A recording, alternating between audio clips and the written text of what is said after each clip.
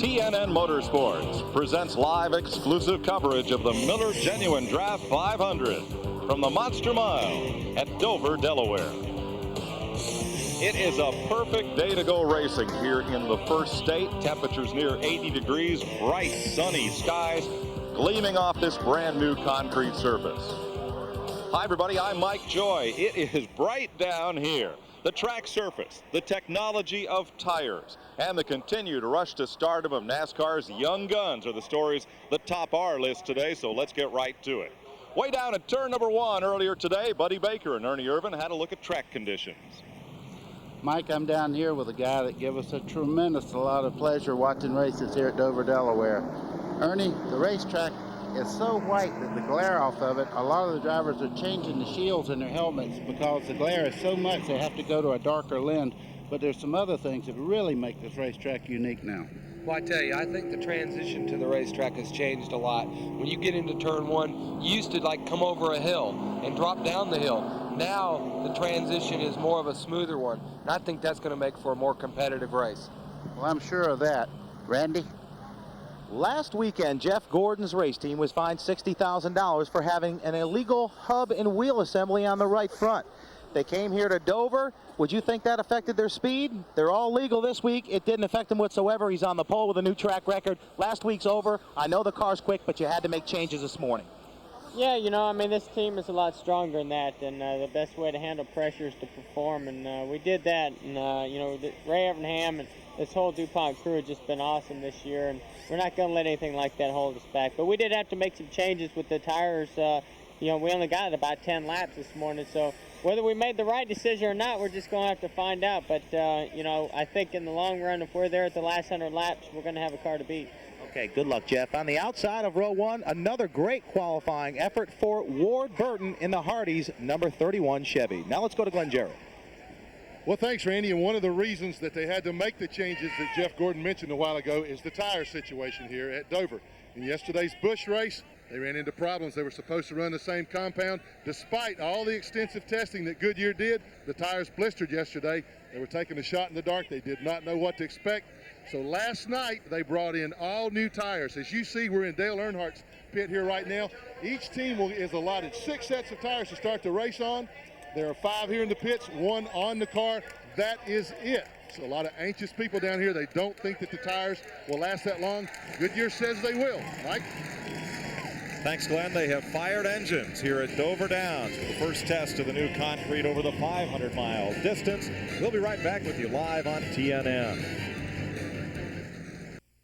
Today's exclusive coverage of the Miller Genuine Draft 500 on TNN is brought to you by cold-filtered Miller Genuine Draft, making the world a very cool place. By Buick and your local dealers. Remember Buick, the new symbol for quality in America. By Haviland Formula 3 Motor Oil. Add more life to your car. Take it to the star. And by the more than 1,000 AutoZone stores across America. AutoZone, the best parts in auto parts. They've begun the pace lap here at the Monster Mile, so let's get right to the starting grid for today's race. Jeff Gordon has his 6th pole of the season and his 2nd in a row. And alongside Ward Burton, first time he's been on the front row this year, great qualifying effort. Row number 2, Bobby Labonte coming off that great win at Charlotte last week, and John Andretti, another young gun, makes his best qualifying start of the season. Back in row number 3, Sterling Marlin, the Daytona and Darlington winner, and Jeff Bodine, who won here in 1986 for Rick Hendrick. Row number 4, young Ricky Craven makes his 2nd straight start in the top 10, and Joe Nemechek has his 4th top 10 start this year. Hut Strickland had a strong 7th last week at Charlotte. Brett Bodine, his 4th top 10 start this year.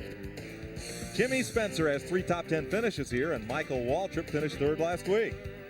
Mark Martin, the winner at Talladega, and 3rd in the points, and Bobby Hamilton, 7th in the point standings for King Richard. 8th row, Morgan Shepherd finished 2nd here in 88, and Rusty Wallace is going for his 4th win in a row at Dover. Rick Mast finished in the top 10 both races here last year, and Dale Jarrett finished 2nd here 2 years ago. Terry Labonte, the winner at Richmond, and Bill Elliott, a 4-time winner at Dover. Row 11, Jeff Burton led here a lot in September, and Randy LaJoie makes his first start here since 1988. Dale Earnhardt way back in row 12, three-time Dover winner, and Dick Trickle finished third here in 1990. Dave Marcus makes his 44th career start leading all drivers here at Dover. And Todd Bodine has 3 top 10s this year. Elton Sawyer for the 4th time, he's in Junior Johnson's Ford. And Bobby Hillen takes over the US Air Jasper Engines ride from Davy Jones. Ricky Rudd is a 3-time Dover winner. Chuck Bound makes his 2nd start here in a Winston Cup car. Mike Wallace had a great run yesterday in the Busch race. Ted Musgrave, 5th in the point standing. Row 17, Robert Presley, first-time starter here in a Cup car, and Lake Speed was 4th here in '88. Kenny Wallace makes his 5th Winston Cup start of the year, and Steve Grissom was 8th here in September. Kyle Petty looks for his first win in 2 seasons. Jeremy Mayfield makes his 2nd Dover start. Darrell Waltrip qualified hurt and will give way to relief driver Jimmy Hensley early. Ken Schrader won here in 1981. The other provisionals, Derek Cope, the winner here in 1990, and Greg Sachs making his 10th Dover start. More on the tire story. Here's Randy Pemberton. Well, we're going to ask Larry McReynolds, certainly one of the best crew chiefs in the business. He's talking to Dale right now. Larry, you guys had to turn the wrenches this morning. What are your concerns?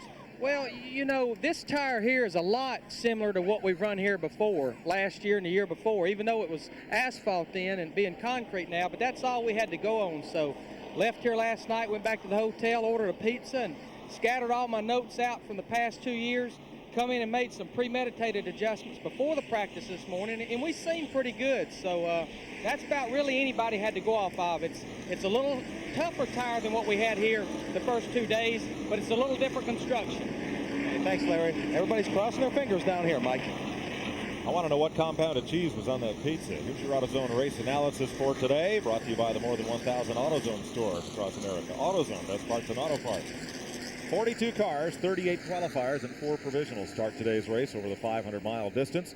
In 1990, Derek Cope set the race record, 123.9 miles an hour. He'll be riding today in the Kellogg's Hendrick Motorsports Chevrolet. There's Terry Labonte, who starts 19th. And there's a look at the roof cam on Labonte's car. And you'll also look out there at the suspension. There you see the brake ducting, shock absorber, as he works the tires back and forth, and from underneath, view of the rest of the field. Mark Martin's Valvoline Cummins Xerox Ford Thunderbird out of Jack Roush Racing will also carry our TNN onboard cameras today. There's the roof cam, and from the passenger floor, there's a look at Mark. And we have Elmo cam today. Elmo Langley driving the Pontiac Trans Am pace car. There's Elmo cam. And he's got some company for his 1 mile voyage around here. Getting ready to turn him loose. Mike, you can see how smooth this racetrack is out of the pace car there. The car is not moving at all. It's a great surface for racing. Well, that pace car is in, buddy, and we're set to go for the first test of the concrete over 500 miles here at Dover Downs. How hungry is the monster today? We're about to find out. Green flag. Jeff Gordon wastes no time in jumping up to the high groove to hold Ward Burton at 2nd place. You know, Mike, yesterday it was 2 lanes. You see, everybody's not having any problems. There's not any dust flying right now because there's no tire. They blew the track off this morning. A little bit there. That's dust where people cross the track on the back straightaway. But the racing surface is really fast. As Jeff, look at the Ward Burton taking the lead. I tell you, Ward Burton was one of the guys in practice who was dominant all the time, and you know, Ward just doesn't realize he's going to have to take it easy all day today, and he's going to run hard, it seems like.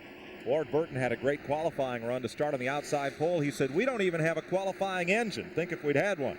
Sterling Marlin and John Andretti. Battle of Whoa, John Andretti's out. And Ricky Craven is around.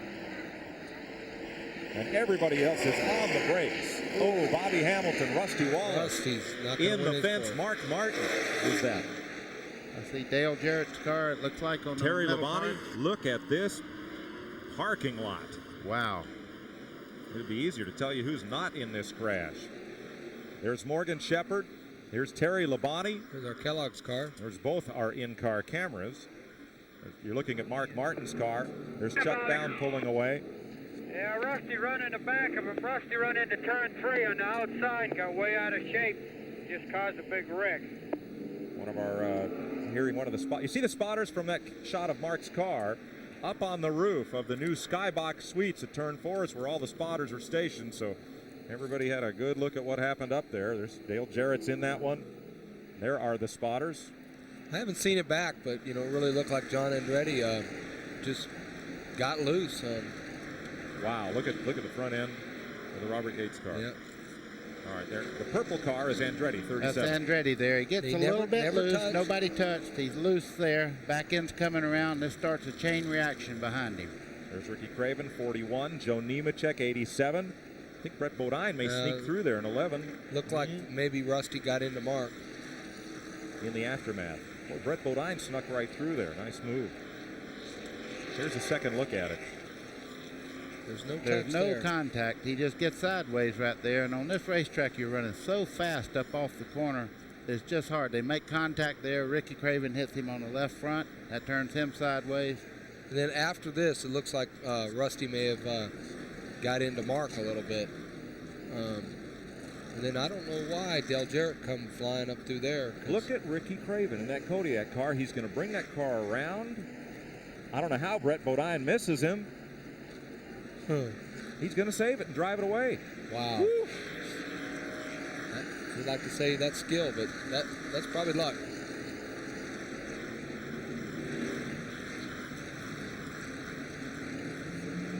Mark Martin, Terry Labonte, one of the rescue squad workers.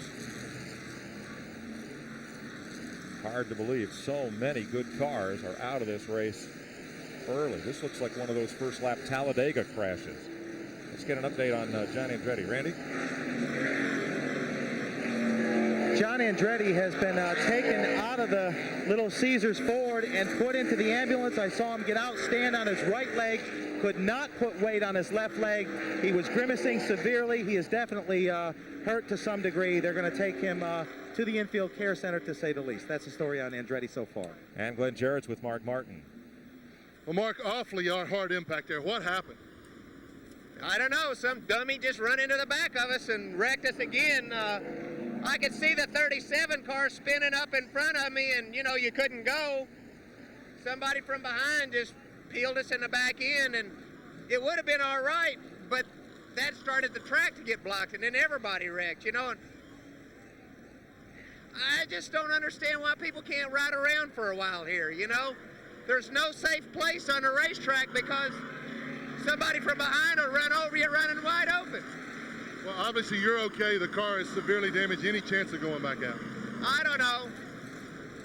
You know, we just, heck, I wanted to race today, you know. I'm just disappointed. We had a good car, and I wanted to race. We're disappointed for you and hope to see you back out there. I think to fully understand Mark Martin's frustration, you had to see yesterday's 200-mile Busch race here, because the exact same thing happened to Mark Martin yesterday. He got run into, missing a crash in front of him. Now watch from Terry Labonte's car. You can see Bobby Hamilton there waving to let him know there's trouble up there. He takes the inside. Terry had nowhere to go.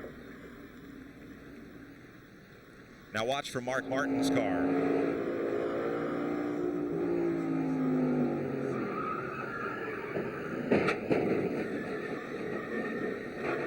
You gotta watch that back. It looks like Rusty got loose. Mark went on by Rusty. Yes. And then the wreck started happening, and Rusty run into the back of him.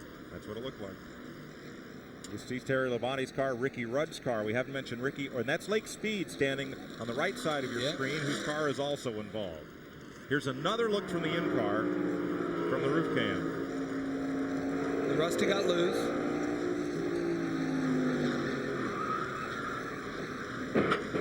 Wow. That's just how it feels, too.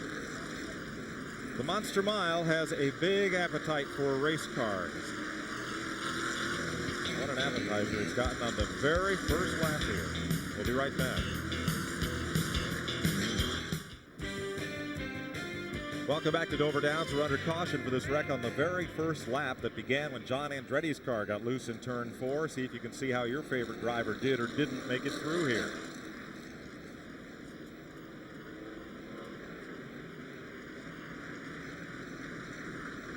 Craven, after going all the way around, makes a great save. Nemechek hard on the brakes. Brett Bodine sneaks through here. I don't know how, and already Dale Jarrett looked like he just went straight up the hill and into the wall.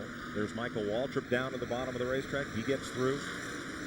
Jimmy Spencer around on the outside gets through. Hut Strickland. Andretti's car doesn't look to be damaged. And Ward Burton leads for the first time this season. Now there's Rusty Wallace's car. The hood is pushed back from having run into the back of Mark Martin there, but otherwise doesn't look too bad. I was just fixing to say that car looks really good for what he was involved in. It really does. You know, Rusty really looks like he'll have a chance at maybe winning his fourth. Let's check with Glenn.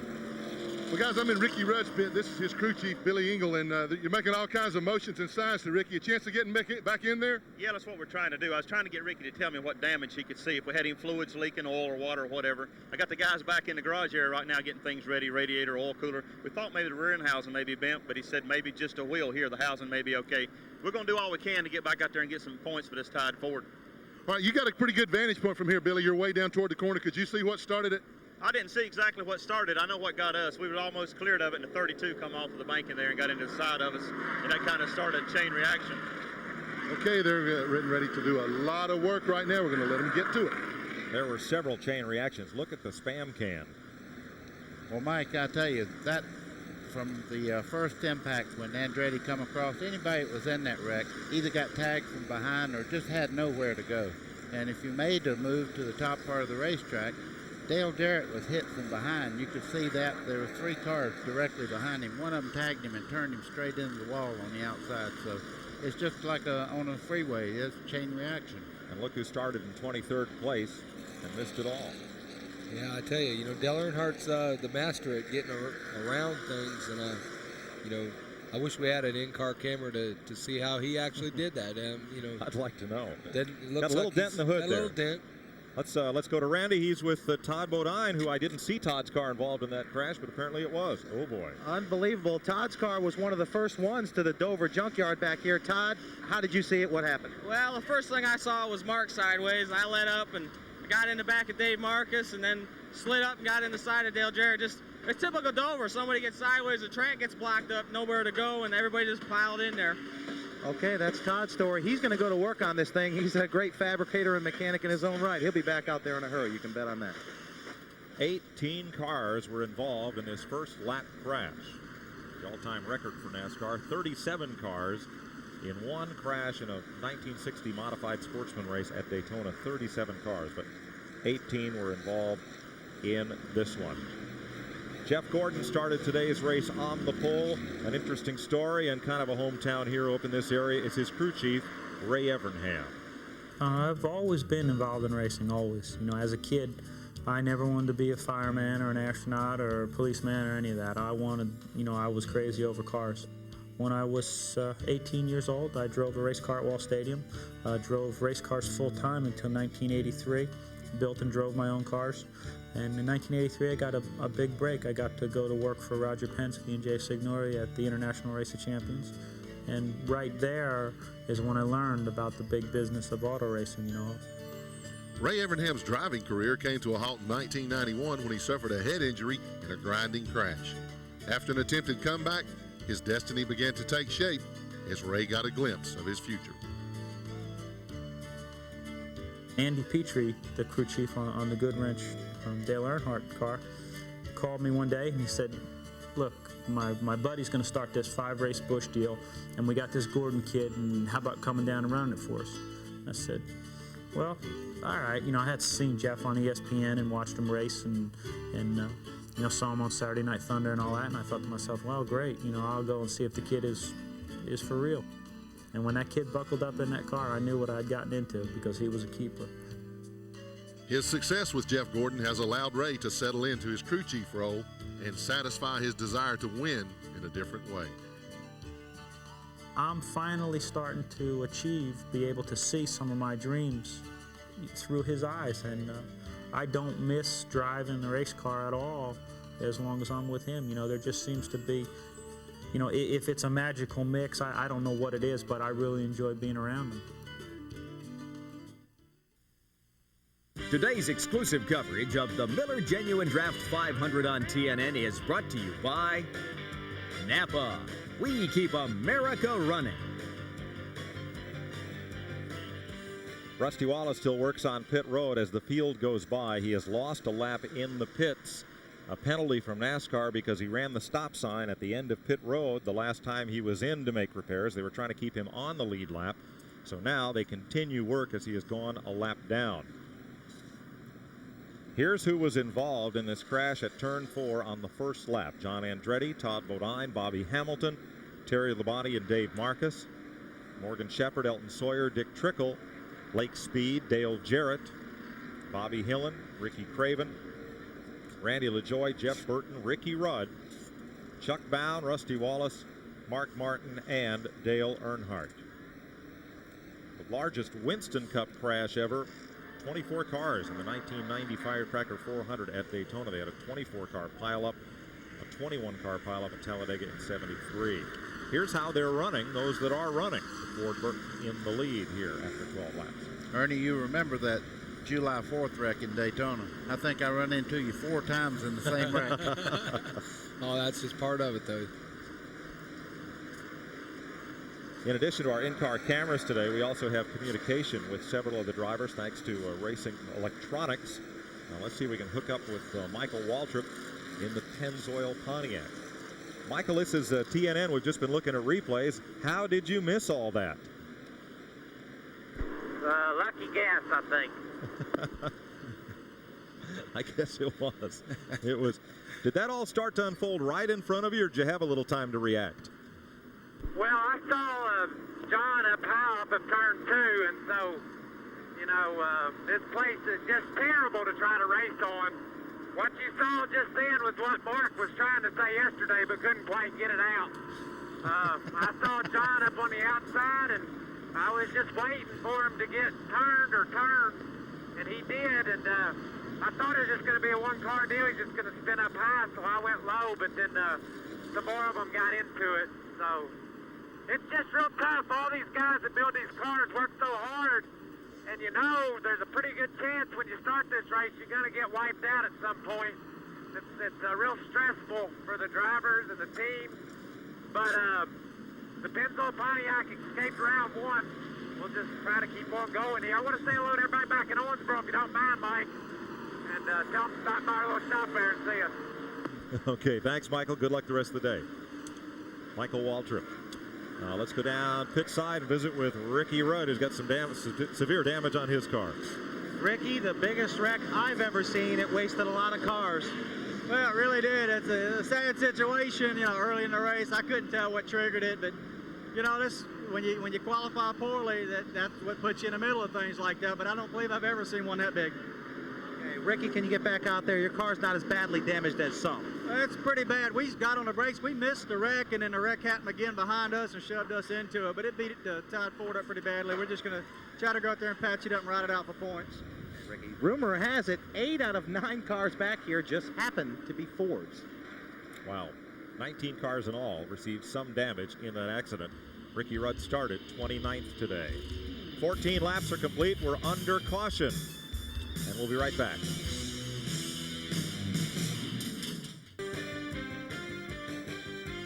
Welcome back to Dover Downs, where these aerial views are brought to you by our Steel Area Camera. Steel makers of a line of leaf blowers, trimmers, and the #1 selling brand of chainsaws worldwide.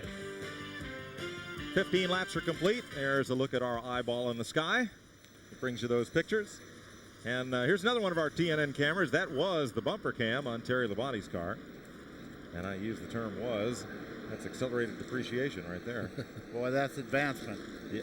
Just Yeah. think if a guy had been hooked to that camera. Wow. Wow. Look at the oil down the front straightaway here also. Oh, yeah, something let loose. Here's Glenn. Well, thanks, Mike. A lot of activity down here in Rusty Wallace's pit. He broke the left front shock. That's what I have in my hand here. You can see down at the far end.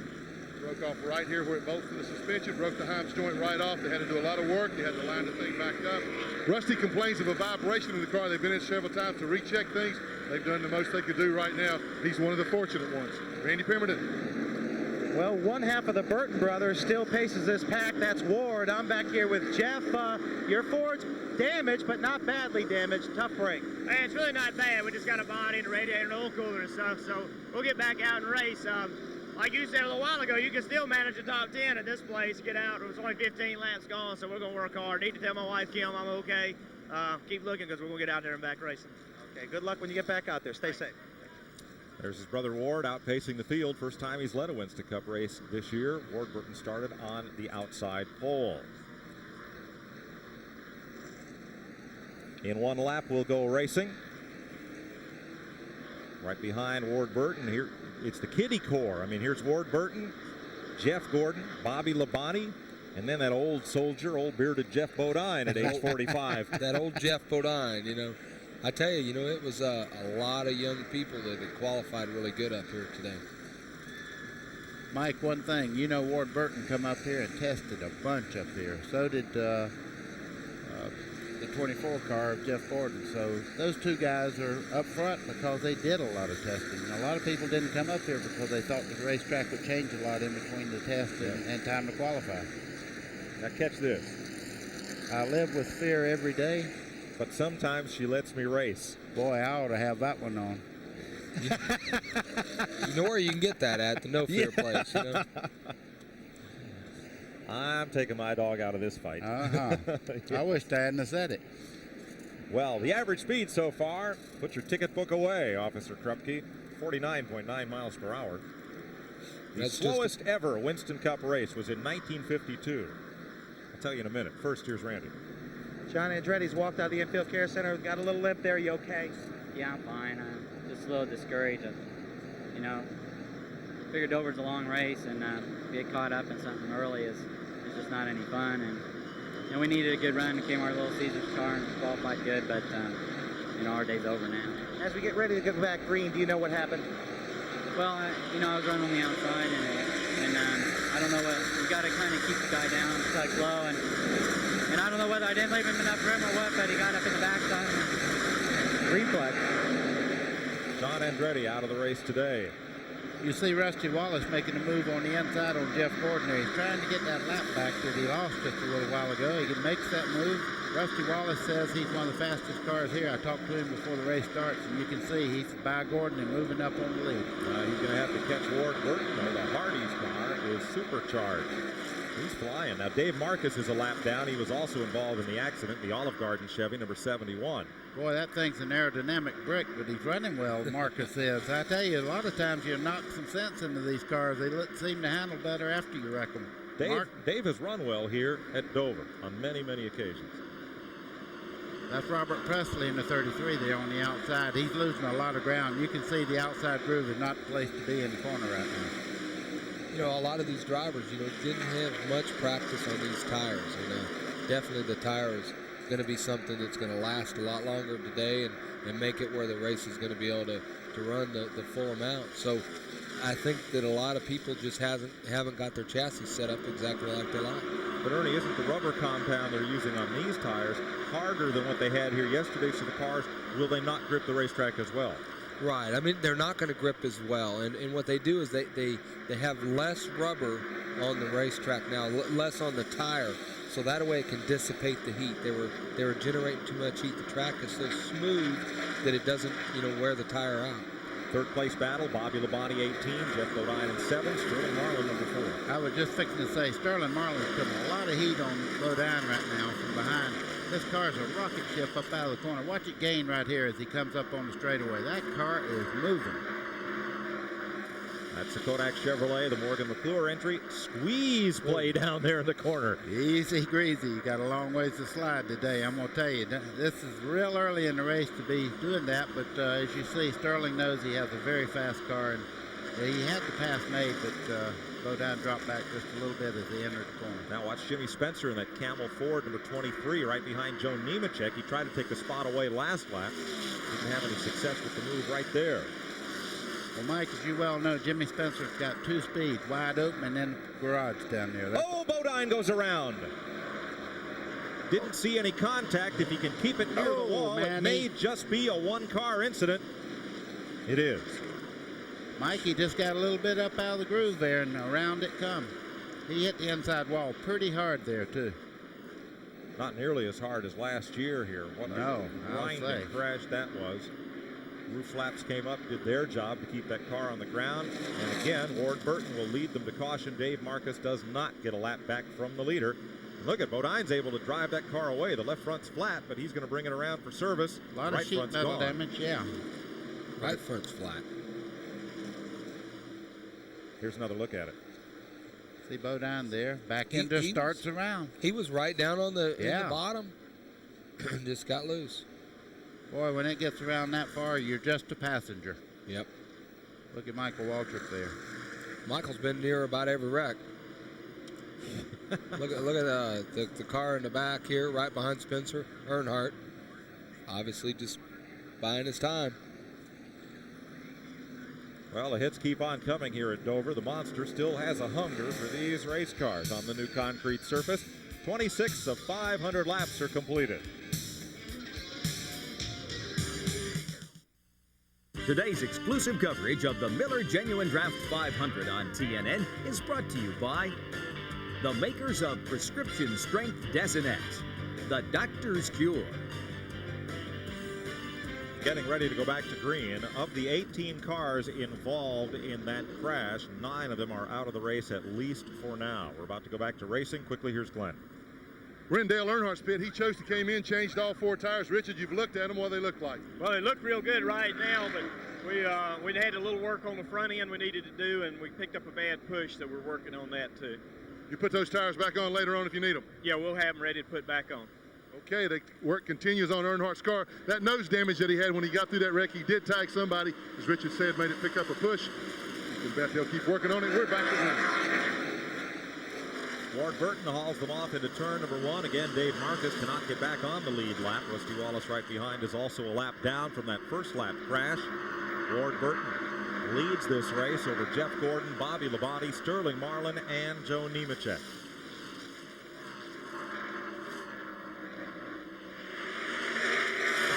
Ward Burton really getting around this racetrack. It's handling quite well.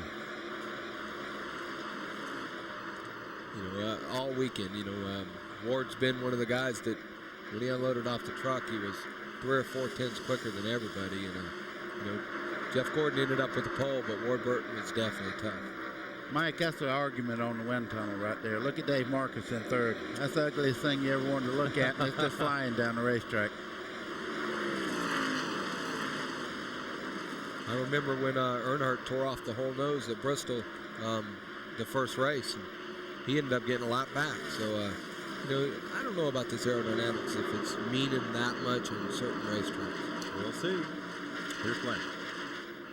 Thanks, Mike. Talking about how well Ward Burton is running, he suffers from asthma. He had an asthma attack last night, pretty severe one, so he took a shot when he got to the racetrack this morning. Slept most of the morning except during the driver's meeting. Now he says he's A-okay. He didn't choose to come in that time. Car's just a little bit loose, but he said it looked like it was better than most, so they're going to stay out. And it looks like Jeff Gordon is slowly reeling him in. Jeff has a lot of patience. He won't get up there, and put a lot of heat on him till he knows his car is working well. They were making sure the race surface was ready to really start running in the corner as hard as he needs to. He's moving up on Ward Burton now, though. Just about 3 car lengths separate the 2 leaders. They have a good gap back to Bobby Labonte and 2 lap cars in between. The cars in the garage area. John Andretti, Dale Jarrett, Mark Martin, Elton Sawyer, Ricky Rudd, Terry Labonte, Bobby Hillen, Todd Bodine, and Lake Speed are in the garage as a result of that opening lap incident. Well, that's how, right now that was a big wreck. There's a bunch of good race cars out there. Right behind this front group right here, we're having a real run right now. Rusty Wallace is working all over the back of Dave Marcus. He got on the inside there, but can't make the move. Marcus is really getting through there. Look at Rusty coming there. Bobby Labonte right behind him. Sterling Marlin. Now remember, Wallace in number 2 and 71 Marcus are a lap down. I tell you, it seemed like the instant we went to this new tire, this morning they had a 30-minute practice, and I think all the cars were allowed to run like 5 laps or something. but I noticed instantly that all the cars were maybe pushing in the middle of the corner. I'm not so sure if it was a push or not, but it was a deal where all the cars were going up in the middle, and you know, our car ended up seeming, you know, somewhat one of the cars that was down on the bottom as far as the 28 car. But I noticed Jeff Gordon right now, his car seems to be going up in the middle of the corner, whether he's not turning the wheel very much or maybe pushing. There has been a report that Jeff Gordon's complaining that his car is too tight, is pushing out just in the center corner, just like you said, Ernie. And look at the difference. He was just 2 car lengths behind Ward Burton as you watch the battle between Greg Sachs and the Bobby Allison number 12 of Derek Cope, and Kyle Petty getting right in there. Yeah, Kyle stuck that nose in there. He checked up. Oh, they make a little contact here. That was a good move on Greg Sachs' part. That could have been another big wreck if he hadn't caught her back as quick as he did. Felix Sabates is owner or co-owner of both those cars. Yeah, that we have seen team cars take each other out before. We've seen brothers take each other out. Kyle Petty completes the pass on Sachs. Here comes Greg right back under him. That's the Earnhardt move. Pass me, pass you. And Ted Musgrave right with him. Give a call to Musgrave in the Family Channel Ford number 16. He is 5th in the Winston Cup point standings. Schrader started dead last, and he's moving up there. Oh, a little contact with Morgan Shepherd there. Morgan moved up. This is a full contact sport. Oh, indeed. Morgan moved up. Wasn't quite clear there. Yeah. Ooh, Mike Wallace. Look out, Morgan. Whoa, baby, hold it. He's just going to save it. I think when he moved, is it possible when he moved up on Schrader that he cut a tire? Could have been. I don't know. He's still wobbling a little bit. He's thinking he has a flat tire, whether he does or not. Yeah, he's got something wrong. Right rear? See so? Right rear is definitely flat. I can see it. Yeah, that could have happened right with Schrader because it could have got right in that left front. Let's show you that again. As Shepherd makes the pass. Oh, he's sideways there. I'm sorry, that's long after. We've got that after, half lap after. Yep. Now, you talk about driving, now that's driving. Most people would have backed that baby right in the wall.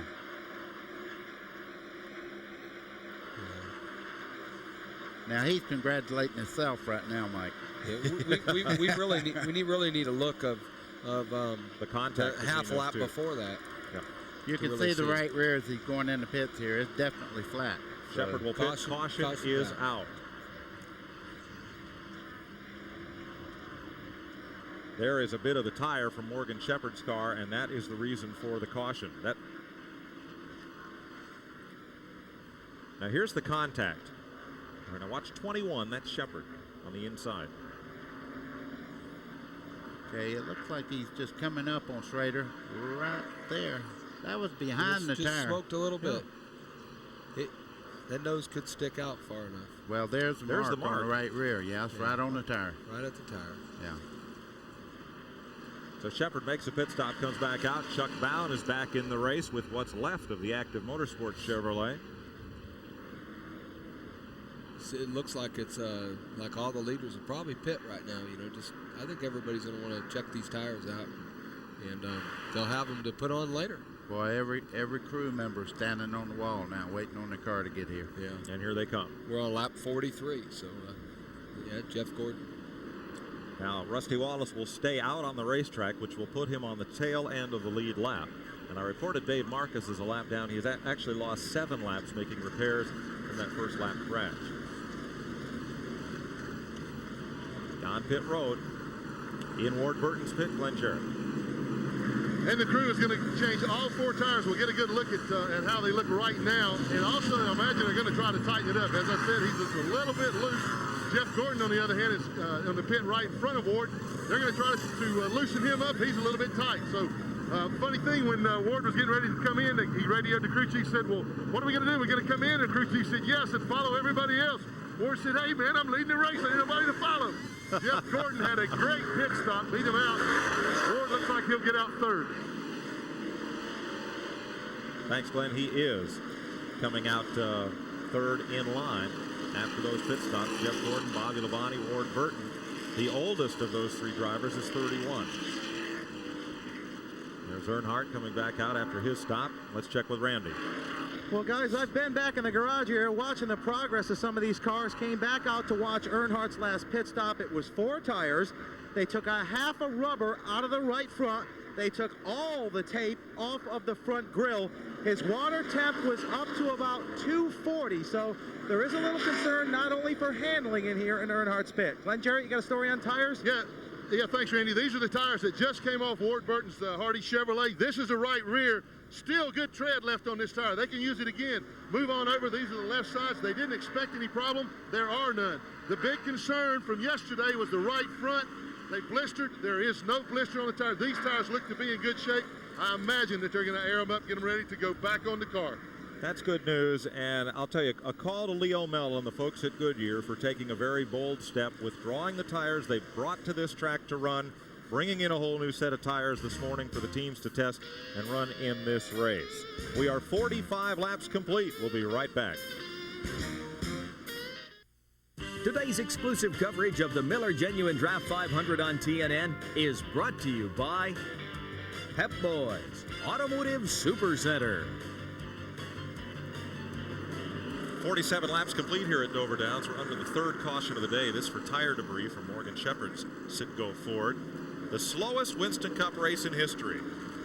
1952 on a badly rutted half-mile dirt track at Wilson, North Carolina. Herb Thomas in a 100-mile race averaged 35.3 miles per hour. We have a challenge for it right here if this keeps up. Sure. I'm not sure. Here's your Napa running order. Napa, we keep America running. Here's how they're running at 47 laps. And the light is out atop the pace car. You see Elmo Cam up there on the light bar. Let's check with Randy on some of the lead cars' pit stops. Well, I can give you an update on one in particular, and that was Jeff Gordon. You guys documented the fact that he was tight early on, and right before that pit stop, complained a bit about it being tight. All of a sudden, the car just wanted to come around on him. It was very loose. The rear end was very, very loose on him, and they came in, changed some tires. He's back out there. They have no idea right now about the chassis, but they're working on it. Okay. Look at Ward Burton, who started outside pole and has led most of the first part of this race. This is going to be an interesting start with Rusty Wallace under Jeff Gordon there. He wants that lap back badly. Rusty Wallace has won the last 3 races in a row here at Dover. That don't look like it's going to be much of a contest. Bobby Labonte looked for a chance to get under Gordon there. Rusty's on the tail end of the lead lap right now. And, of course, the caution flag would bring him all the way around. If you joined us late here live on TNN, a first lap crash involved 19 cars and sent 8 of them to the garage area, including many of the contenders and our 2 in-car cameras. Well, there's Gordon right back by. Gordon and Bobby Labonte got together. Jimmy Spencer and Joe Nemechek move up. Close call. Well, they just got in there, and I think Ward Burton's car got a little bit loose, and he just got in the side of Bobby Labonte. That could have been another wreck. Bobby Labonte coming off a great win at Charlotte last weekend. Loose a few spots there. Labonte does. Here's Glenn. Well, I talked to Jimmy Maycar, his crew chief, guys, and I asked him how Bobby's car was. He said it's pretty good depending on where he drove it on the racetrack. We're hearing guys complain loose and then push. Bobby has told Jimmy that depending on where he drives on the racetrack, some places it's tight, some places it's loose. So they're going to fight that all day. Ray Evernham told Jeff Gordon about that situation. Hey, man, it's going to be a long day. Just do the best you can. Best you can do right now is lead this race and move away to a 5-car length lead. There's Sterling Marlin, number 4, and battling Bobby Labonte. Bill Elliott, back in red this week, comes back in the picture. Earnhardt and Brett Bodine battle, and right behind them, Michael Waltrip just climbed up the track and dropped 4 spots last lap by. Well, Mike, what they're doing right now is moving around on the racetrack, finding the best groove, and every once in a while you'll put it up there and you go, uh-oh, that's the wrong one. I don't want this anymore. Earnhardt was side by side with the Lowe's Ford of Brett Bodine a moment ago. Brett qualified 10th for this race. And Earnhardt has come from 23rd starting spot.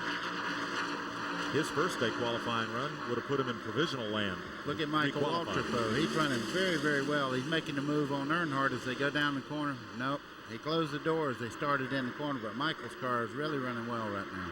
This is for 13th place. Greg Sachs just behind, and Robert Presley making his first Winston Cup start here. Still looks like Earnhardt's having some handling trouble. It looks Yeah, like he's got a real bad push in the middle of the corner, and that's enabling Michael to basically pick the throttle back up earlier and try to get under him. Now they're telling Michael he's got Greg Sachs alongside, so he can't sweep up the corner. Now they get single file again. They won't stay out there very long. You could see Michael, when they started accelerating off the corner, he pulled him a couple car lengths on that bottom lane. Earnhardt's car is way off coming out of the corner, though. Michael's eating him alive. Here's Jimmy Spencer leading Joe Nemechek, Ward Burton, and Sterling Marlin's going to move underneath as Burton climbs the hill, and Bobby Labonte's right back to him. It looks like Sterling Marlin's got the fastest race car on the racetrack. When he gets to a race car, he just pulls under him and goes.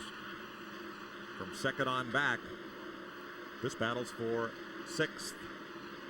I have to tell you, if Sterling Marlin gets in the lead, I'll have to tell you a little story about me and Tony Glover standing in the garage there a little while ago. Okay. Well, right now, this man, Jeff Gordon, is the leader. Jimmy Spencer's moved up to second. Joe Nemechek third. Sterling Marlin is fourth. We'll be right back.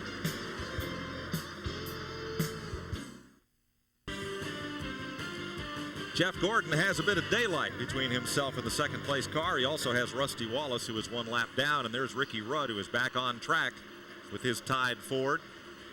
Now there's Jimmy Spencer, and Sterling Marlin is running Spencer down. Jeff Gordon has a 2-second lead. Jimmy Spencer having a good run here in the early going. You know, we broadcast the Winston Select a couple of weeks ago Saturday night. You read all these comments in the paper. I'm not taking sides, and I don't understand it. But why do they say Dale Earnhardt is really aggressive, and then in the same breath they say Jimmy Spencer's an idiot? Because watching that race, things didn't look a whole lot different between those two cars that night. Boy, it's like telling a joke. Some can tell them, some can't. Yeah. I mean, it's a preference. A lot of people decide the guy's bad. Jimmy Spencer's one of the best liked people that are around racing. I don't understand that.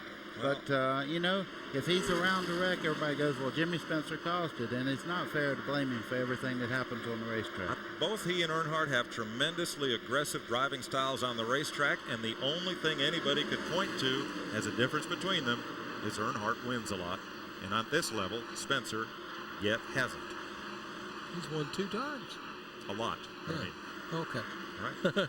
That's right. Won twice last year for Junior Johnson, Daytona, and Talladega.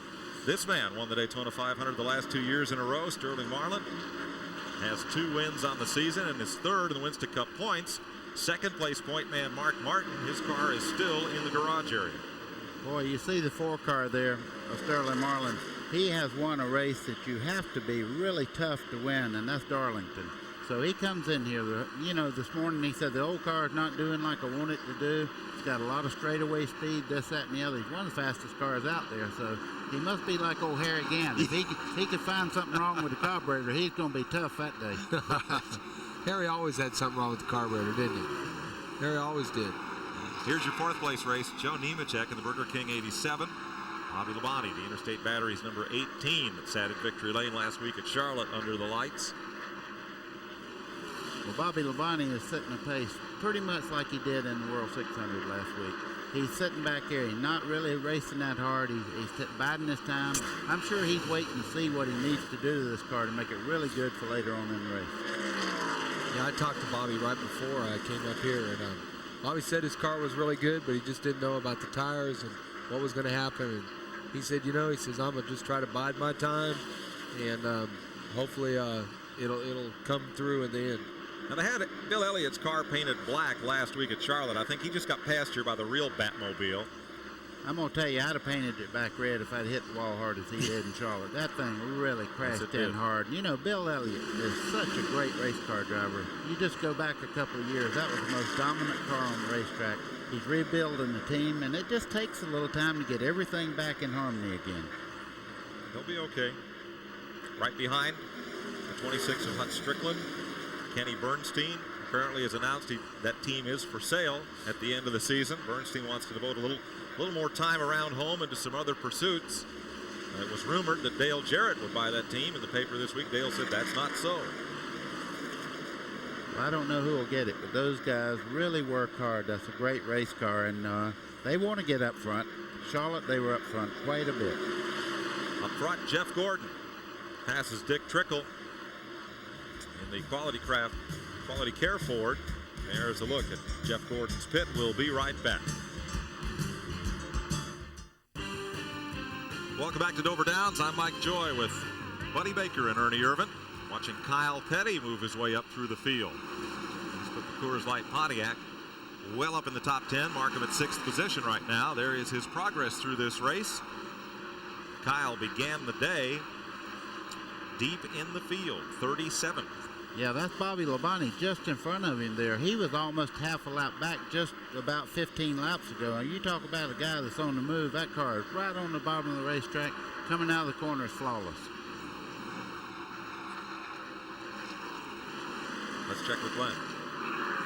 Well, Mike, while Kyle Petty was coming forward, Ward Burton, unfortunately, was going backwards in the Hardy Chevrolet. Remember, we told you it was a little loose? Well, they adjusted it. It made it too tight. And remember, this is the first time that the teams have had an opportunity to go out there under race conditions on sticker tires. They started the race with the tires they practiced on this morning. A lot of them made adjustments that aren't working. Those sticker tires reacted a little bit differently than the Scuffs did. So, as in Ward Burton's case, Jeff Gordon reporting a little loose. They all got a little more work to do. Thanks, Glenn. These cars are 4 seconds behind the leader that you're watching right now. Bobby Labonte looks for the move on Nemechek. Kyle Petty outside and right around him. That's a power move there. That takes the wind right out of your sail when a guy passes you going in the corner on the outside like that. Kyle Petty's car is really hooked up. This answers a lot of questions. You know, if he makes the race, he's a contender to win. The thing they've had the most trouble with this year is qualifying. He runs very well in the race. Todd Bodine, Ricky Rudd, Chuck Bowen, and Lake Speed have returned to the race, as has Jeff Burton and Jeff Bodine of the cars involved in the early incidents here. But many laps down. There are right now 24 cars on the lead lap of the 42 that started the day. 6 still sit in the garage area. Boy, you see some of these cars running around there. That car with the nose knocked off of it was Ricky Rudd. I mean, they fixed that car. I didn't think it'd even see any more action today. Look at Kyle Petty moving up on Now it's Joe Nemechek yeah, right Joe there. Nemechek. I had my hamburger in my hand. I was waiting a second like he does on that commercial. Boy, look at how well Kyle's car sticks right and stays right on the bottom. Well, this is a racetrack if you're handling, or Ernie can tell you, if you're handling, this is a lot of fun. But if you're not, boy, it aggravates you. Look at Ricky Craven go sideways out of the way there. Oh, he looked sideways. I tell you, you know, this is a racetrack. If you're handling it, it's a lot of fun. But I tell you, it's a long day if you're not handling it. There's a lot of cars that aren't handling good. You know, a lot of that is to pertain to the chassis setups that people may have now. This battle for 4th place. Joe Nemechek, Kyle Petty in 42. Bobby Labonte right behind them. Kyle's making most of the time on Nemechek getting in the corner, but I say Nemechek from the center of the corner out is probably just as strong as Kyle is. And just back of them, Rick Mast is coming into the picture in the Richard Jackson Skoll Ford. There's a look at Mast. He's been gaining ground on this group. He is the 7th place car. And it looks like Rusty Wallace is running the leader down in Jeff Gordon. So, you know, Rusty's obviously, he stayed out on his tires. And, you know, now Jeff Gordon is backing up to Rusty. Here's a look at Rick Mast's day. He started this race 17th. Of course, a lot of cars that started ahead of him were involved in that wreck, but he's been in the top 10 the rest of the day so far. Long way to go here at Dover Downs. 83 of 500 laps are completed. Do tell. I'm looking at Rick Mast there. He's moving up on Bobby Labonte, and he's been running very well. He's come up through the traffic with Kyle Petty. He got a little off pace there trying to get over the lap traffic a while ago, but this car is hooked up. I'd love to see him run well today. He deserves it. That's a good race car driver there. I think we will. There's a look at Mast and the Ford as they lap past Dave Marcus. Jeff Gordon leads here at Dover Downs. Jimmy Spencer in 2nd place. Sterling Marlin holds 3rd, and Joe Nemechek leads that 4th place battle. Today's exclusive coverage of the Miller Genuine Draft 500 on TNN is brought to you by Allied Signals Auto Light Spark Plugs. Guaranteed for 2 years, no matter how far you go. Welcome back to Dover. Well, they keep on coming back, kind of like Freddie Krueger. Mark Martin's back from the garage, and he's on the racetrack. He is laps down. And here is Terry Labonte. And you don't see much sheet metal on the front of that Kellogg's box. You don't see any. But Labonte's going back into the race. Martin came in here second in Winston Cup points. Terry Labonte was 6th of the point standings, and you don't run any laps, you don't get many points. So they're back out there. The leader has completed 90 laps. Terry Labonte is 87 laps down. Mark Martin is 86 laps down. But they're out there and hope to go the day.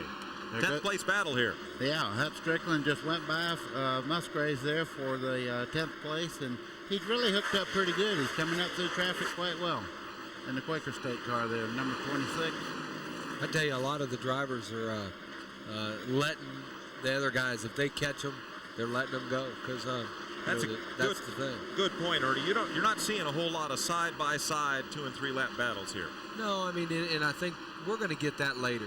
It looks like Rusty Wallace is really trying to get his lap back, but we're going to start seeing that some later. And here comes Rusty down on the inside. Here comes that side-by-side battle. You see Jeff Gordon just roll out the throttle. He says, I don't believe I want that outside groove that bad, so he just rolls out of it. Rusty's back in the lead lap now.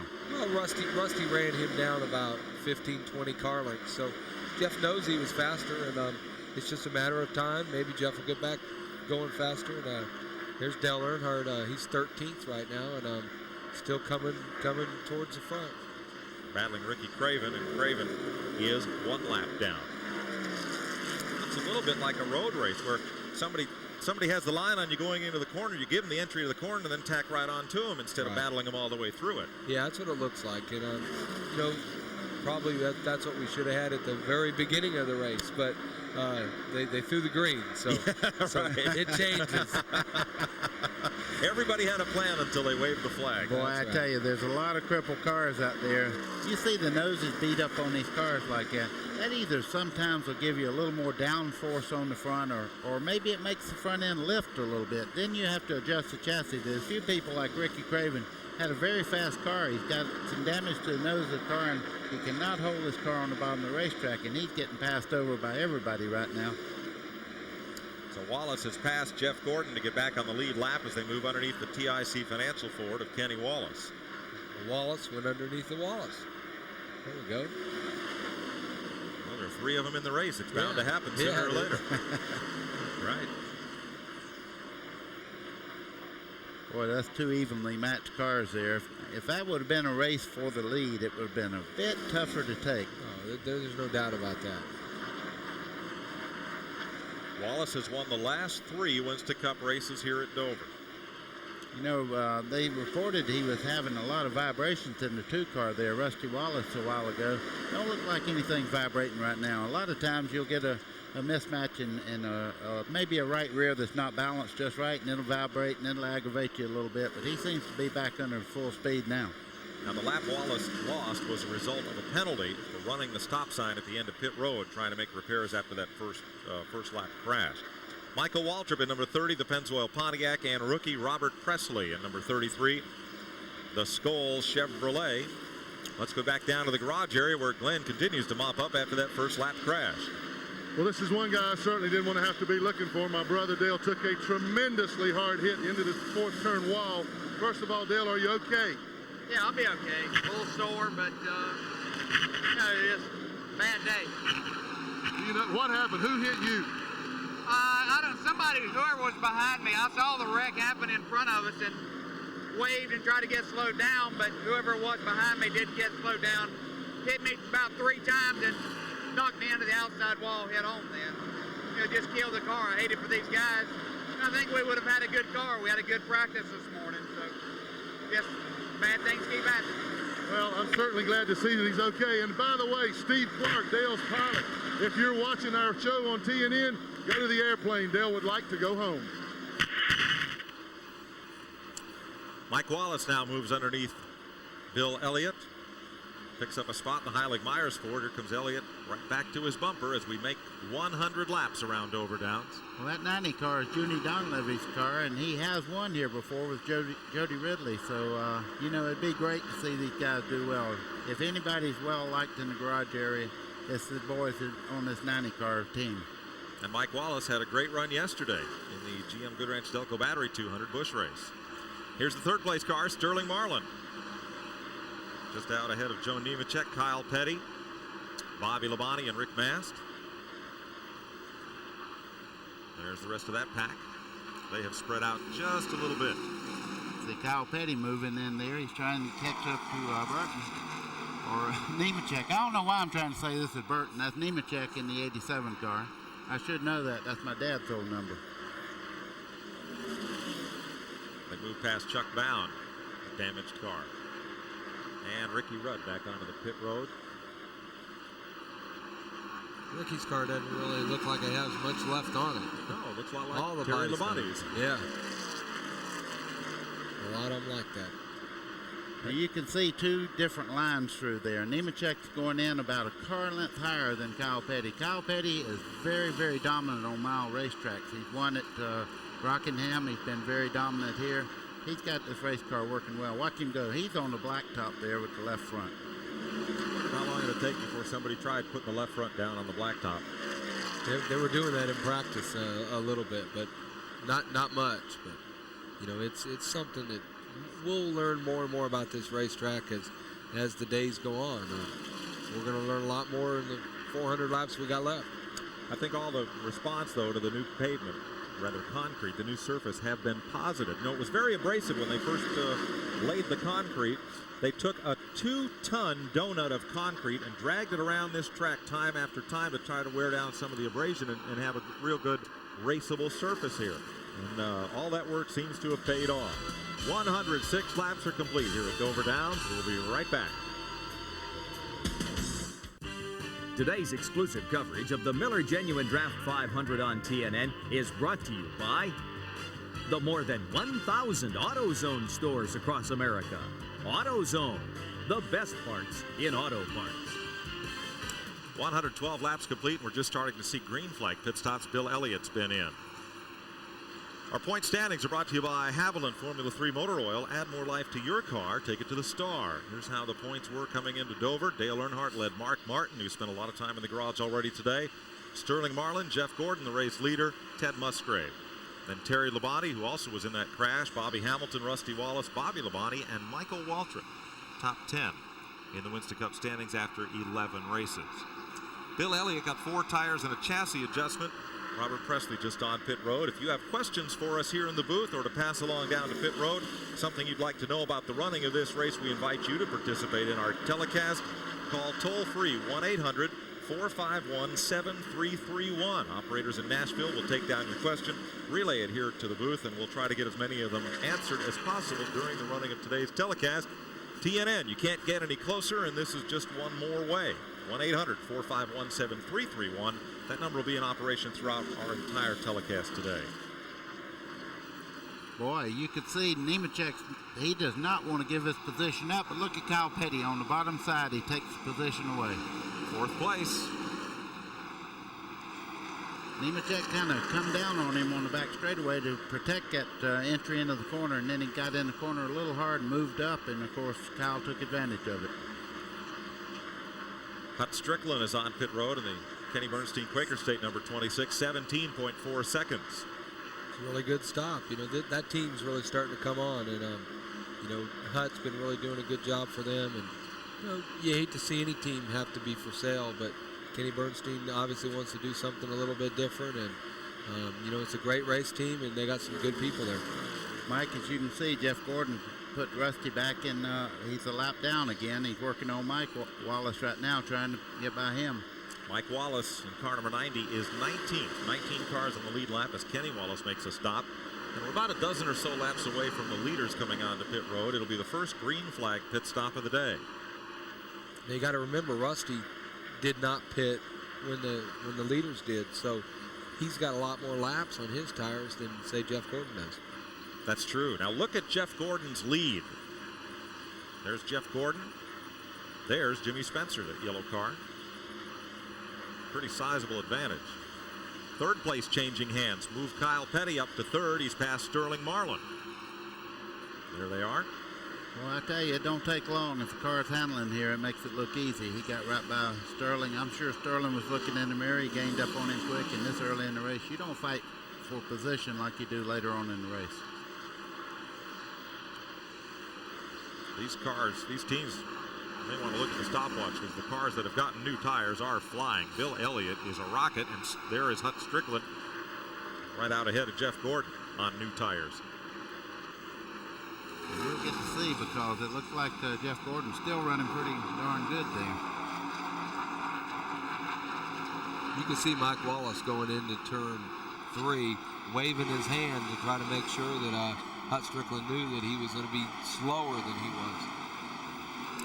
Well, Strickland moves on past. Gordon's going to take a little more time getting around Mike Wallace. He has yet to make his first green flag pit stop. Mike Wallace is not going to give up that position very, very quick.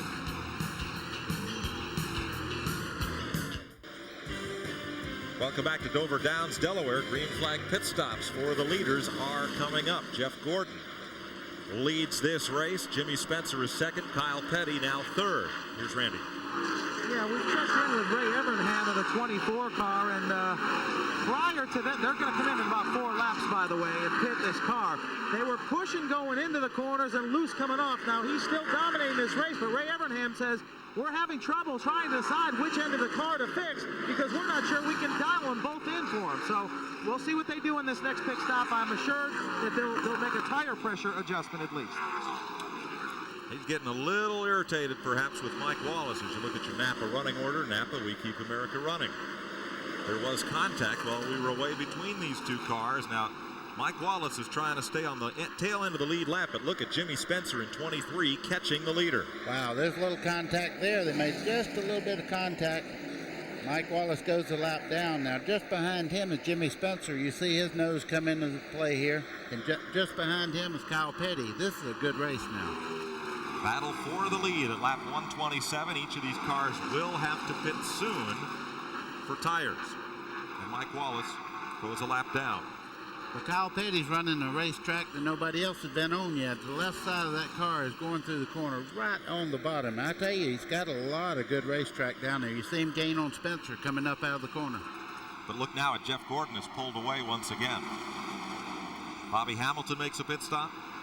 Gets 4 tires, comes back out in the STP Pontiac. Here's the contact that occurred between Jeff Gordon and Mike Wallace. Eek. Not bad. No. If anybody's going to ever hit me, I want them to do it just like that. Yeah. Here comes Kyle Petty making a move on Jimmy Spencer.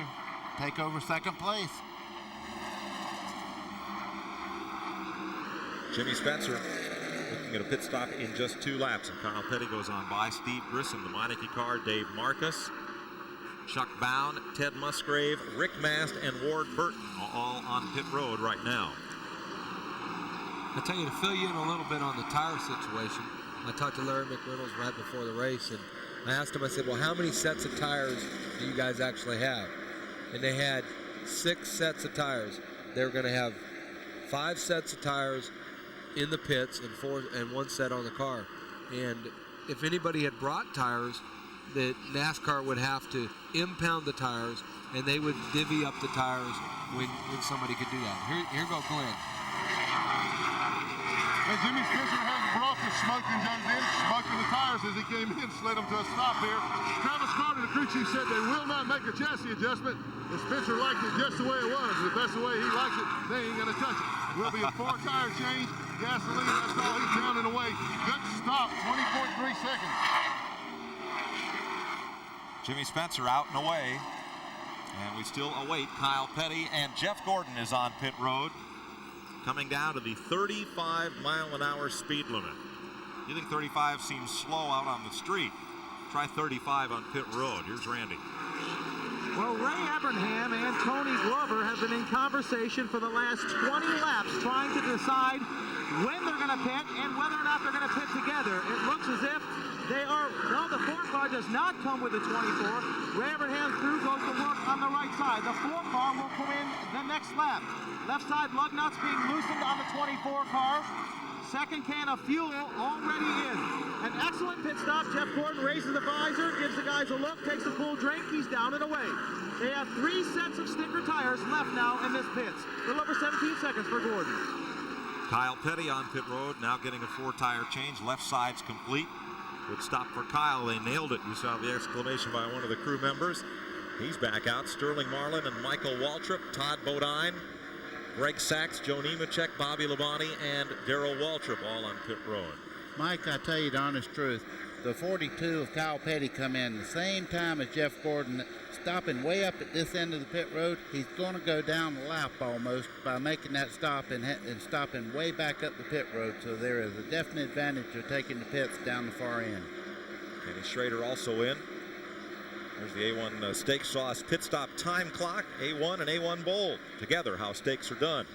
I don't think Kyle Petty's going a lap down. I think Kyle Petty's come out of the pits ahead of Jeff Gordon. left way before him. You'll see in just a second. I'm pretty sure that. But they didn't pit on the same lap. He came in one lap later. I think Kyle Petty's going to be in the lead. We'll check that as Dale Earnhardt and Kenny Schrader make their pit stops. So does Greg Sachs. Here's Randy. Dale Earnhardt is in. Still the heavy damage on the left side. They do nothing about that at this point. They finally did get that rubber out of the right front that they tried to get out on that last pit stop. These guys continuously work on the left side tires going on. Andy Patriot works on the left front. Now Earnhardt down and away. An excellent stop. 18-3 for Earnhardt. Dale Earnhardt back out after an 18-second stop. You see more than I think you do, kid. I believe you're right. I think that Jeff Gordon made his pit stop a lap before Kyle. That's why he was back on the back straightaway when he started out of the pits here. Yeah. Hey, I'm new to this, but with one eye, I can pretty much pick it up. Morgan Shepherd is in. He was involved in that second caution flag of the day, or rather the third caution in lap 44. Kyle Petty leads this race over Jeff Gordon by a couple of car lengths.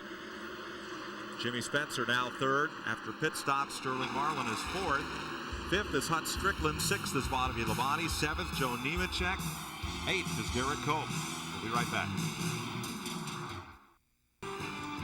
For information on Featherlight trailers, call 1-800-800-1230. Featherlight, official trailer of NASCAR. TNN Highway Transportation provided by Cedar Ridge RV Center, Branchville, New Jersey, featuring Winnebago Motorhomes. Call 1-800-988-4884 to see why Cedar Ridge is the choice of champions. 143 laps complete. This man, Kyle Petty, leads the race here. Richard Petty drove the only Pontiac to win here at Dover Downs. 1984, it was Richard's 199th victory. You know, they've changed the rules some to help the Pontiac, and I'm telling you right now, he is hooked up. He's making this thing look pretty easy right now. There's your second place car, number 24, Jeff Gordon, the DuPont Chevrolet. Here's the interval from Kyle Petty back to Jeff Gordon after the green flag pit stops. Third place is Sterling Marlin, and fourth place Jimmy Spencer. Fifth place Bobby Labonte. There's fourth place Spencer, and Bobby Labonte right behind him running in fifth. That's the way the top five settles in, and this race seems to have settled in. Let's check with Glenn. Well, guys, one guy that is extremely glad to see this race settle in. I'm standing with Leo Mel with Goodyear. He is the worldwide manager of Goodyear's operations, and you've had a busy couple of days, but it looks like things have settled down, Leo. Yeah, things look pretty good right now. We've had a lot of people working real hard the last 24 hours. We brought in 1,200 new tires, and they just ran 85 laps, so we're pretty happy. Your tire changer guys had to get up pretty early this morning. I'm sorry? I said your tire changer guys had to get up pretty early. Oh, yeah, they worked late last night, and they started at 4 o'clock this morning. Our hats are off to Goodyear.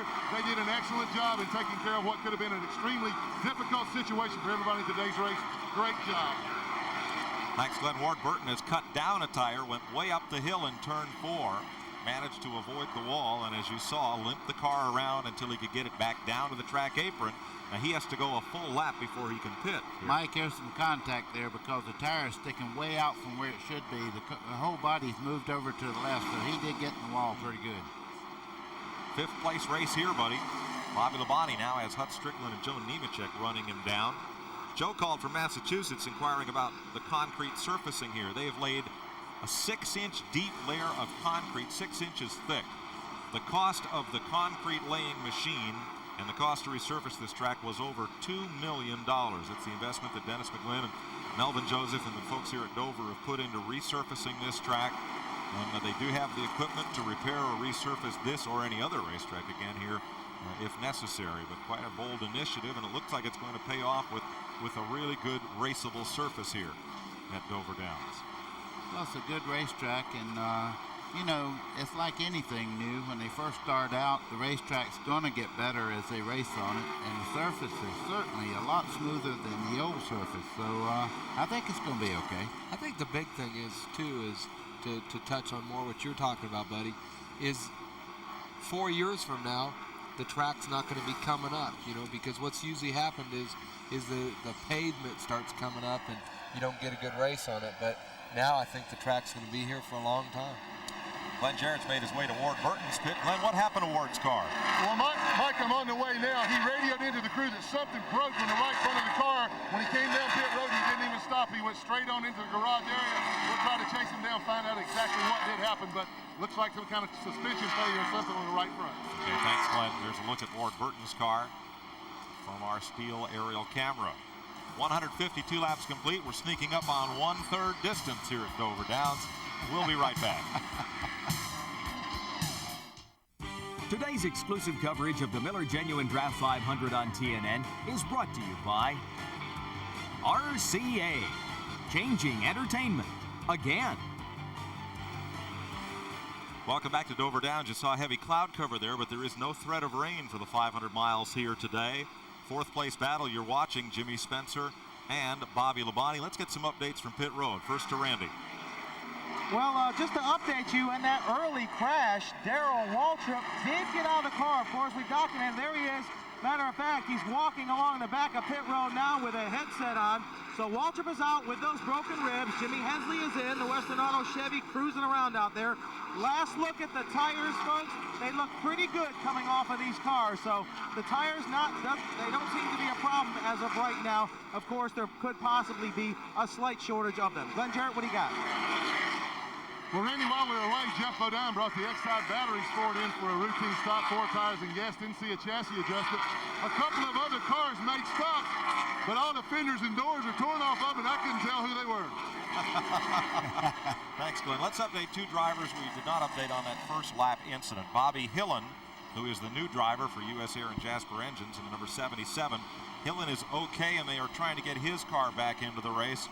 Elton Sawyer in the Hooters Ford was right in the middle of that melee. Elton was not injured. He is already on the way home. But the car done for the day. Fourth place battle, Jimmy Spencer. This man, Bobby Labonte, last week's winner at Charlotte. And the 87 of Joe Nemechek. Battle for fourth, Hut Strickland about to join that group as Mark Martin makes a pit stop. Well, Jimmy Spencer did not make a chassis adjustment on his race car on that pit stop. A lot of times that'll bite you. You need to really work on these things. You see Bobby Labonte moving in on him there. Spencer had already got up to second place. Now he's starting to fall back just a little bit in the race. Brian from South Dakota called in, wants to know why Rusty Wallace is a lap down. Rusty lost a lap on a penalty on pit road when, making repairs from the first lap crash, he ran the stop sign at the end of pit lane. He was stopped and penalized a lap. He got the lap back from Jeff Gordon on the racetrack, but no caution came out. Gordon lapped him again, put him a lap down before they made pit stops with a caution. That's why Rusty is still 1 lap down, Brian. 163 laps complete. As you watch Bobby Labonte chase down Jimmy Spencer. After winning his first Winston Cup race last week at Charlotte, we asked Bobby if he was still up on cloud 9.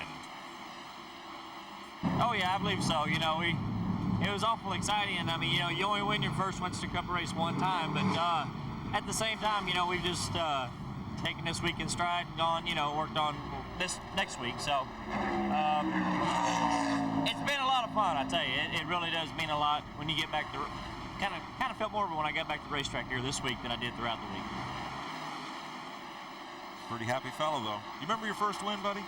Oh, yeah. Yeah, it wasn't that far back, Mike. It's just been... That wasn't what I meant. I guess I should have said, what do you remember about your first win? I have been hit in the head, but I do remember everything, too. So, no, I tell you, that was probably... I won my first race at Charlotte, and it was the National 500 at that time. And what year was that, buddy? I'm not going to tell you, Ernie.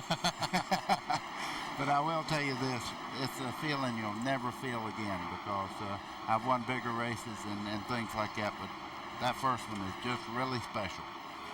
That long ago? 1967. Thanks, Ernie. I knew you would help me out, pal.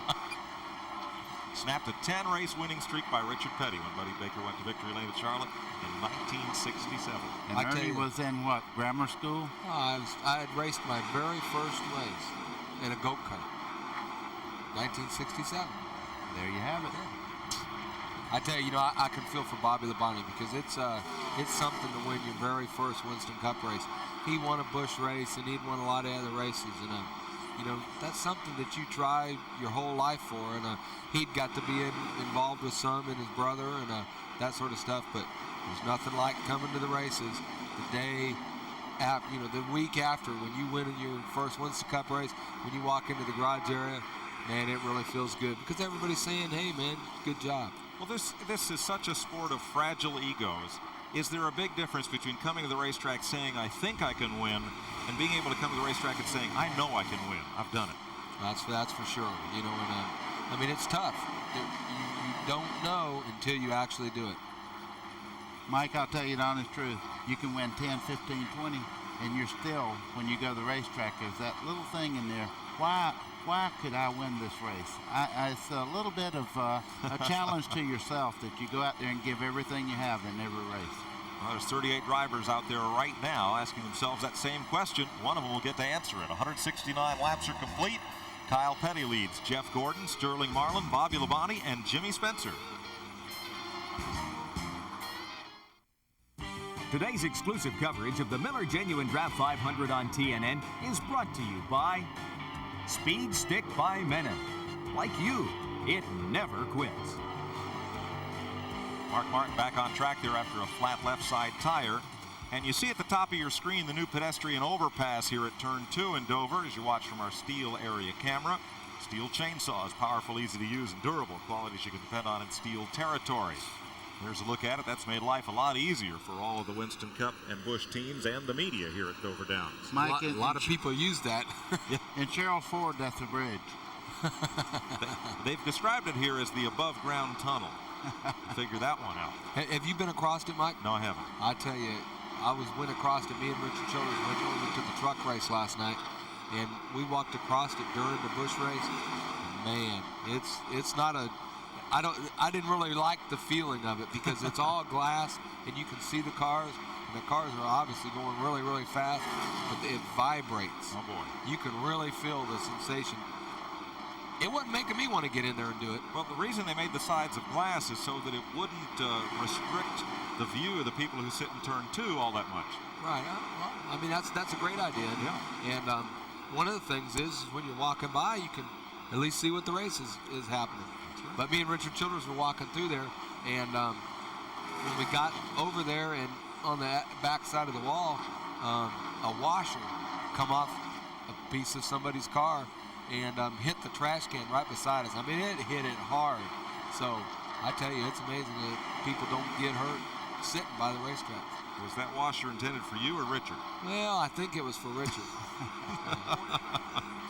Here is Jimmy Spencer in the Travis Carter Smokin' Joe's number 23, battling Bobby Labonte. Both these drivers have had a good run here today. I was just fixing to say Bobby Labonte's been on the outside, the inside, trying to get by Jimmy Spencer. He's got his work cut out for him. That's a very, very hard man to pass on the racetrack.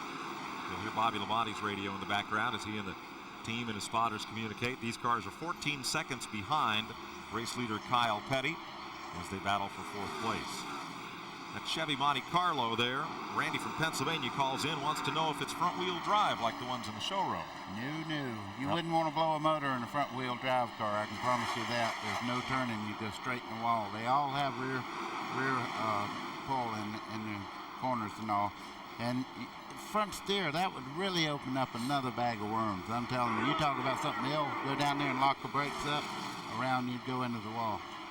Can you imagine what it would take to set up a front-wheel drive car loose? I mean, those front wheels are doing the steering and the pulling. That would be hard to do. I wouldn't want to have to build the tires for it. No. Randy, no. To answer your question, all the Winston Cup cars are front-engine, rear-wheel drive. Right. Now, the Monte Carlo on the street is a front-wheel drive car. Bobby Labonte finally got by him there. He got under Spencer getting into turn 3 and made this move. Look at Kyle Petty. I mean, he's going by some great race cars right now. It looked like he's going to put Michael Waltrip a lap down. There are now only 11 cars on the lead lap. Michael Waltrip running 11th in the Pennzoil car. Let's go to Glenn. Well, guys, earlier on in the week, I talked to Kyle Petty. I asked him what he thought about the new concrete surface, and he said, well, I don't really know. He didn't seem to like it too much. He seems to like it now, Barry. What's the secret to his success? He likes Dover anyway, Glenn.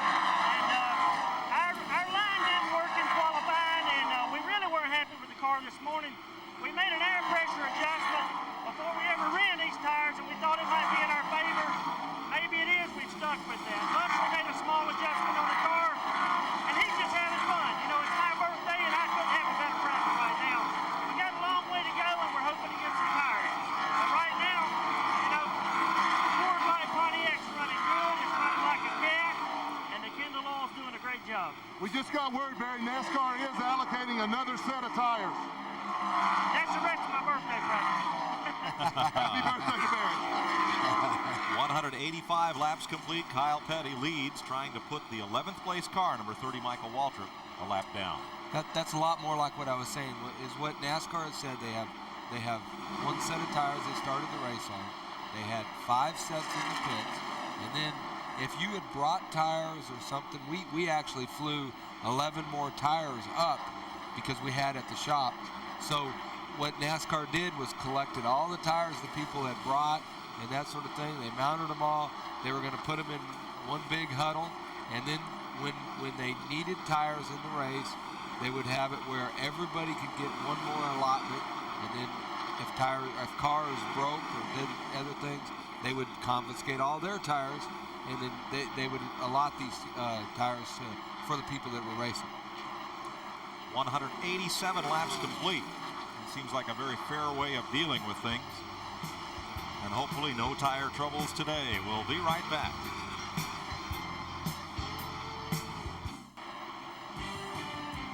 Today's AutoZone Tech Fact brought to you by the more than 1,000 AutoZone stores across America. AutoZone, best parts in auto parts.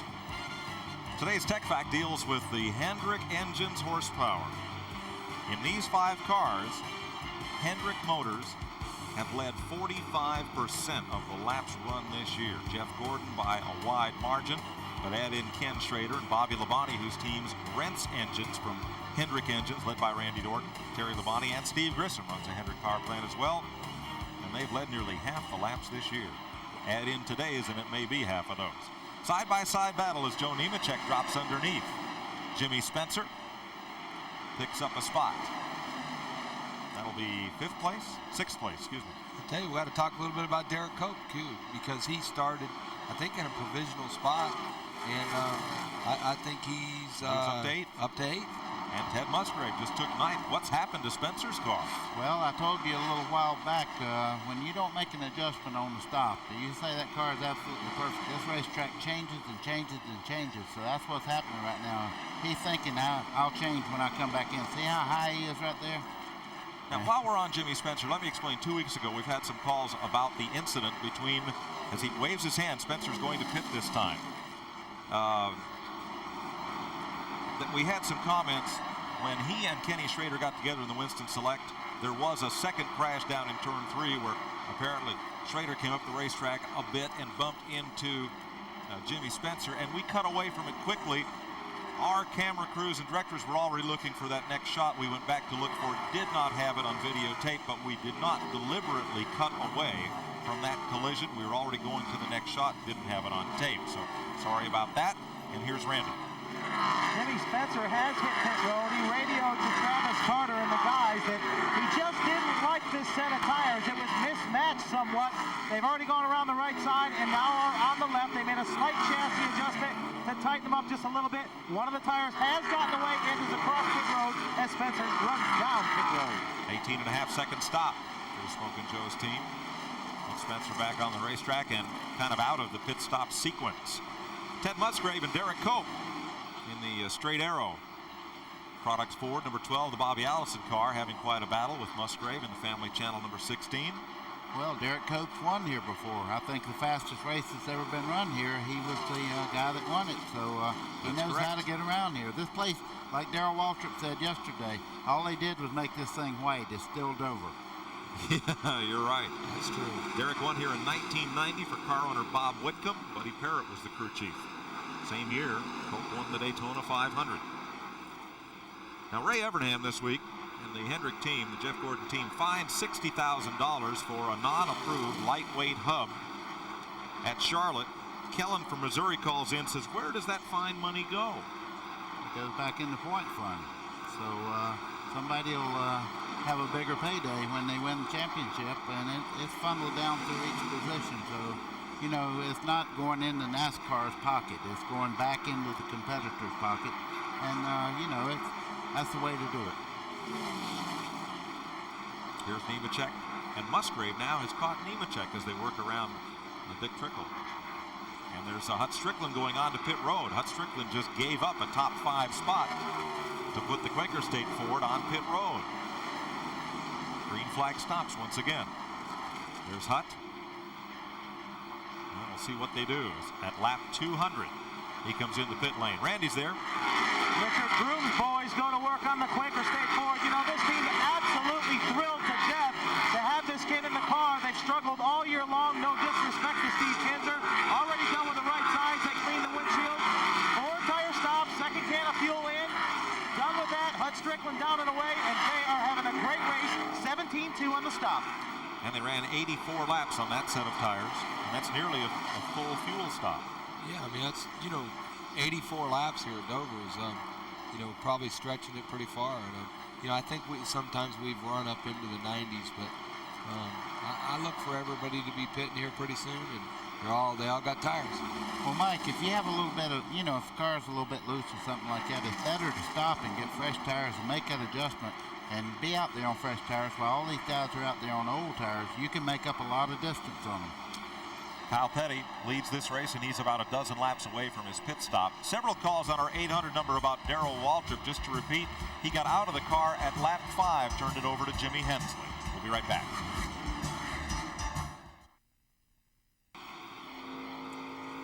For information on Opryland USA, the official destination of NASCAR, call during the week, 1-615-889-6611. Mike, if there's ever a question what a car feels like after it's been in a wreck, look at this thing shake. Look at his arm and everything, how it's wiggling there. This thing is really vibrating. If you have questions about today's telecast, about the flow of this race, something you didn't hear on the air, a question you need answered, 1-800-451-7331 gets you into TNN, and you can't get any closer. Call in with your questions. We'll answer some of them. Ernie, the most asked question today is, when are we going to see Ernie Irvin back behind the wheel again? Well, I don't know that exactly. I wish I had that. It's been the question in the garage area, too. I wish I had a really good answer. And how about tomorrow? How about tomorrow? You know, I mean, I did some testing at Bristol last week, and this week I'm going to Richmond and going to test 2 of our trucks and just trying to get our chassis sorted out, and hopefully we can get it fast enough for Joe Ruttman to win a race. Well, great. Good luck tomorrow. Thanks. 210 laps are complete. As we watch the battle for 5th place, Kyle Petty leads this race. Jeff Gordon, Sterling Marlin, Bobby Labonte, and then this battle. Ted Musgrave, has caught Joe Nemechek. Berger got a little loose on the bun there. Yeah, that's when he does that commercial. He kind of holds his finger up. Wait just a second. Well, Ted Musgrave said, I'll guarantee you, because he was really sideways getting off turn 2 over there. I tell you, you know, something I've seen now since the place is got cement.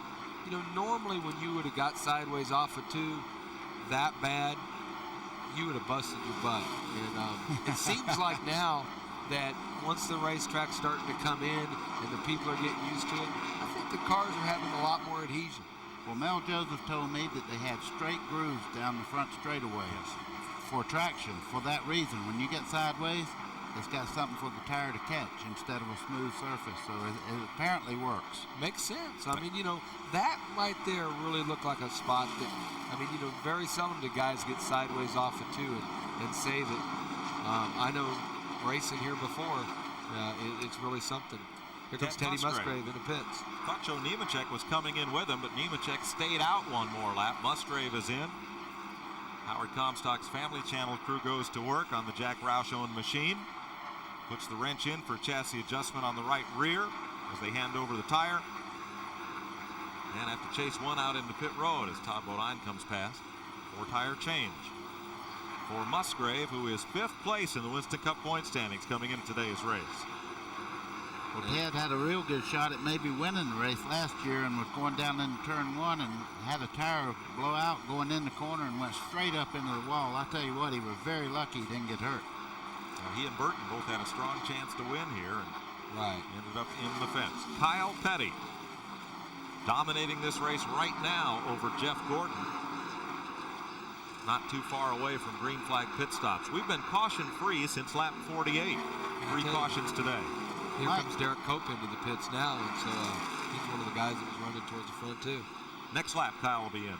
I'll tell you one thing, the sponsorship's appropriate on that car, the Silver Bullet. He's getting on with it today. I tell you, he really is. Kyle's really running competitive.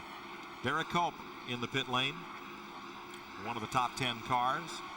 And now Kyle Petty comes down onto the pit road. Right behind him, Jimmy Hensley in the Darrell Waltrip car. Here's Glenn. Kyle brings the Coors Light Silver Bullet in. This will be a 4-tire change with gasoline. Barry Dodson said there will be no chassis adjustment. Kyle's biggest concern before the stop was that he may run out of fuel. He said to Barry, please don't let me run out of fuel. So Barry said, all right, bring her in next lap. So far, pretty good stop going. We'll get a time on it. Left side's done. A little trouble in the left front.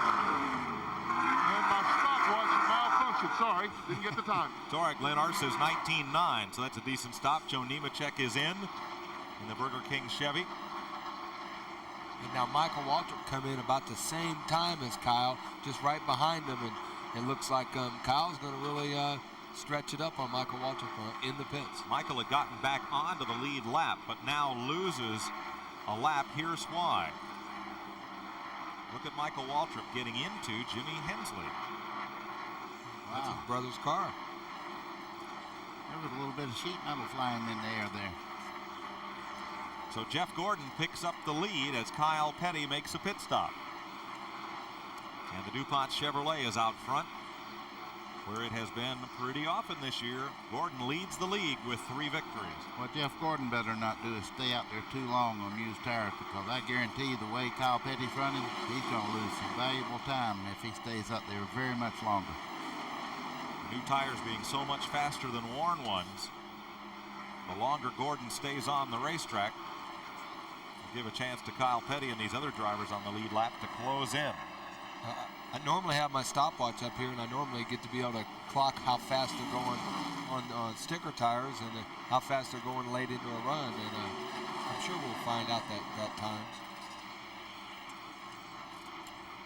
We'll get a check of it here in a minute. Ricky Craven is in the pits, and Sterling Marlin has brought the Kodak Chevrolet onto pit road. These are routine green flag pit stops. Randy Pemberton is there. Well, the Morgan McClure team waits for Sterling's arrival.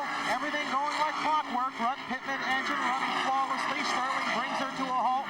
Once again, these two teams, the 4 team and the 24, which pits behind him, have been coordinating, trying to pit within a lap. If you remember back at Talladega, it was the 4 car that helped Jeff Gordon come back to the front to win Talladega.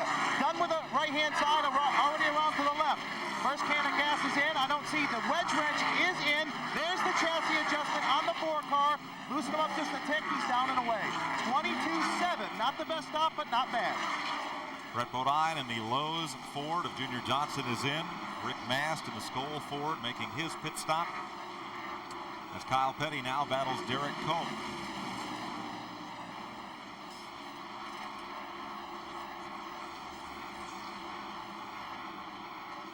And Jeff Gordon stays out there, running right in the tire tracks of Kenny Schrader. There is Cope and Kyle. You see Kyle closing up there with the fresh tires and all behind Cope. He's really got an advantage in the corner, but he's not closing as fast as I would think.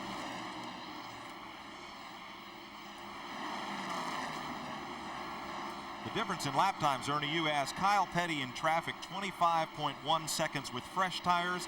Jeff Gordon on these worn tires, 26.2. It's a second a lap that Kyle is gaining on Jeff every lap that Jeff stays out there. Well, you can see the difference in the line. The 24 car Jeff Gordon goes in the corner on the bottom, goes kind of rainbows the corner, goes up a little high in the center, tries to drag her back down. Right now he's hanging on the bottom, passing Dave Marcus, but you watch him when he goes in the next corner, he'll go in right on the groove, and then he'll sweep way up in the center part of the corner. Yeah, Dave's got a little spaghetti flying off the hood of that Olive Garden car. They're a little bit well stuck. Okay, it's duct tape. See where he's at right there? He's Yep. about a car length higher than Kyle Petty when he's running really well on the bottom. 226 laps. We're coming up on the halfway mark here at Dover Downs. Jeff Gordon has yet to make this green flag pit stop and rolls on with the lead. We'll be right back.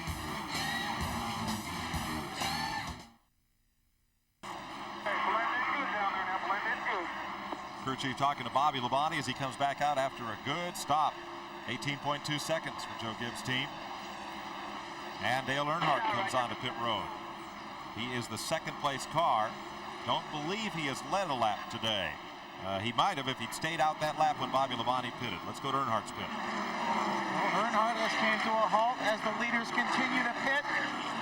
Still the damage on the left front. Everybody pulls it out every time they come by. Just make a little tug at it. Andy Petrie still works on the left front. Working on the right rear. A couple lug nuts fall off. He's down and away.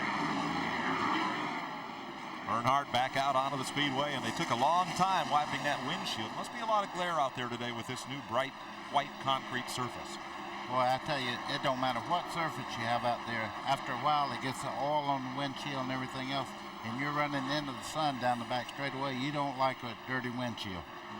Okay, we've had all the pit stops now, and Kyle Petty's regained the lead. Jeff Gordon's in second, and the 26 car's in third with Hut Strickland. Good run for Hut Strickland today.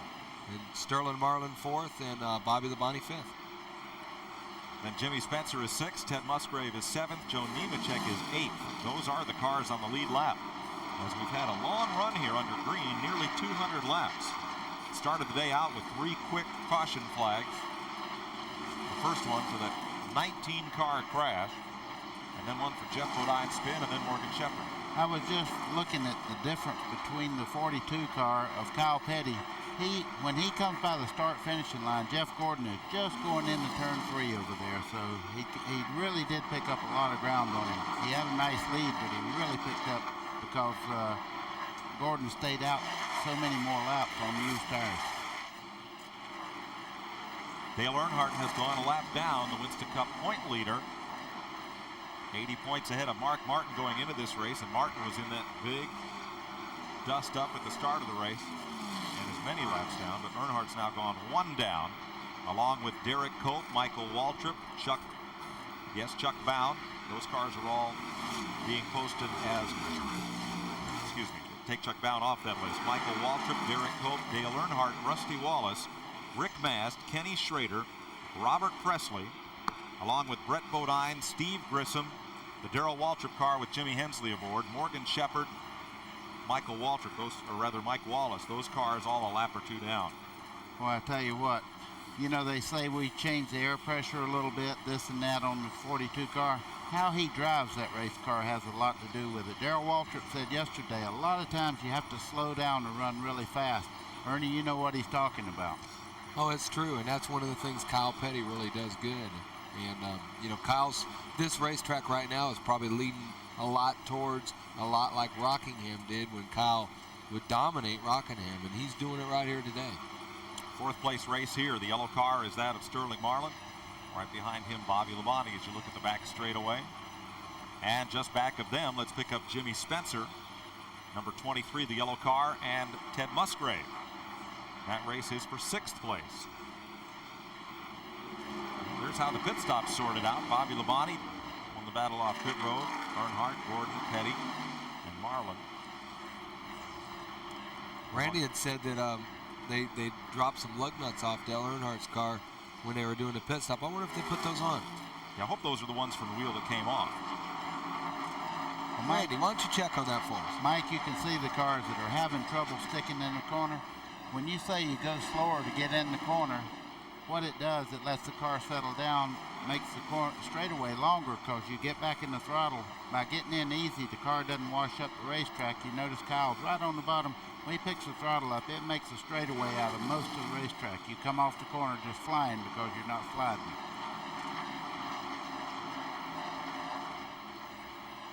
Another driving tip from Professor Baker. Oh, please. Well, it was. Okay. There's Randy LaJoy, whose MBNA Pontiac looks like it missed a payment. He was involved in an incident on the early going. Ted Musgrave has been running Spencer for the past hour and a half, I think, and he hadn't gained any ground whatsoever. You see right there, he gains a little bit in the center of the corner. They come off the corner, Jimmy will stretch back out. They've been racing like this for a long time. And we're almost to halfway. Thank you, Professor. These cars, though, they're battling hard. Now Musgrave looks underneath Spencer, but they're only 6 seconds away from going a lap down. So Musgrave says, time to go. Time to go. I bet Ted says, that's like winning the race, you know. I finally got by him. Here we go. I think Spencer's just a little bit off. He added a roundabout in the car a while ago, but I think he's still got a handling problem because he's not running like he did the first part of the race. Here's the fourth place battle, Sterling Marlin and Bobby Labonte, last week's winner at Charlotte. Each with a win this year. Marlin, of course, has 2 and is 3rd in the point standings. One of the things NASCAR did do this yesterday was they put some pylons out yesterday morning and made everybody go out and hot lap and be able to work in the outside groove. And you can really see that the racetrack has got a lot of rubber on it. When they come up here and test it, they couldn't see anything where you could see where the inside or outside is. But that's one of the things that NASCAR had done, and I think that's where we're able to see some cars going in the higher part of the racetrack.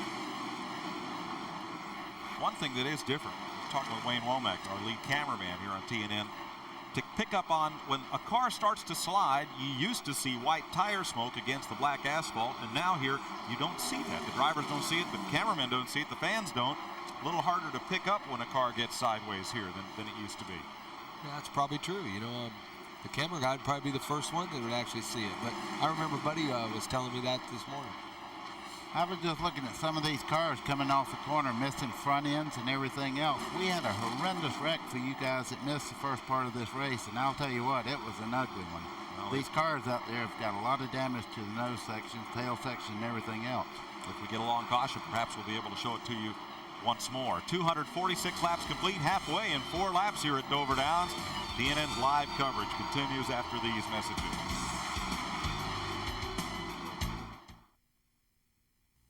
Today's exclusive coverage of the Miller Genuine Draft 500 on TNN is brought to you by Split Fire, the patented performance spark plug. It only costs more till you use it. Welcome back to Dover Downs. Mike Joy with Buddy Baker and Ernie Irvin. Watching Kyle Petty lead this race, and Barney Hall of MRN Radio walks on by. Aren't you working today, Barney? Yeah. Oh, okay. He's making a pit stop. Folks, let's show you what happened back here at lap 3 for those of you that tuned in late. John Andretti gets a little bit loose here. Watch what happened. Ricky Craven, Joe Nemechek, Brett Bodine gets through, but a lot of people behind do not. 19 cars received some damage in this collision coming off turn number 4. And of them, Andretti, Dale Jarrett, Elton Sawyer, and Bobby Hillen were through for the day. Terry Labonte has made repairs and he's back in the race. There's Jeff Burton, likewise. Mark Martin, Lake Speed, Chuck Bound, Ricky Rudd, Todd Bodine were all able to make repairs and continue. Add Dave Marcus to that list, and Dick Trickle are all still in the race. So because you can't get any closer, all you folks who called in asked to see it, there it was. Back to live action. Mark Martin, again, one of the cars that were damaged, which the way that car looked when it came to rest after the crash, it looks awful good now. Thank God for duct tape. Look at how much tape is on that car. It's held together right now by tape on the left rear quarter. The whole back of that car is taped down too. So at halfway, here's our Goodyear mid-race report brought to you by Goodyear, #1 in tires. 6 different leaders, 10 lead changes. Average speed due to that first wreck, 115.2 miles per hour. 3 caution flags for 24 laps. We've been caution-free since lap 48. Here are the race leaders. And you'll notice that list will include Dale Earnhardt, because when Bobby Labonte pitted, Earnhardt did stay out, led 2 laps, picked up the 5 Winston Cup bonus points before he pitted. These are the 4 cars eliminated in that third lap crash.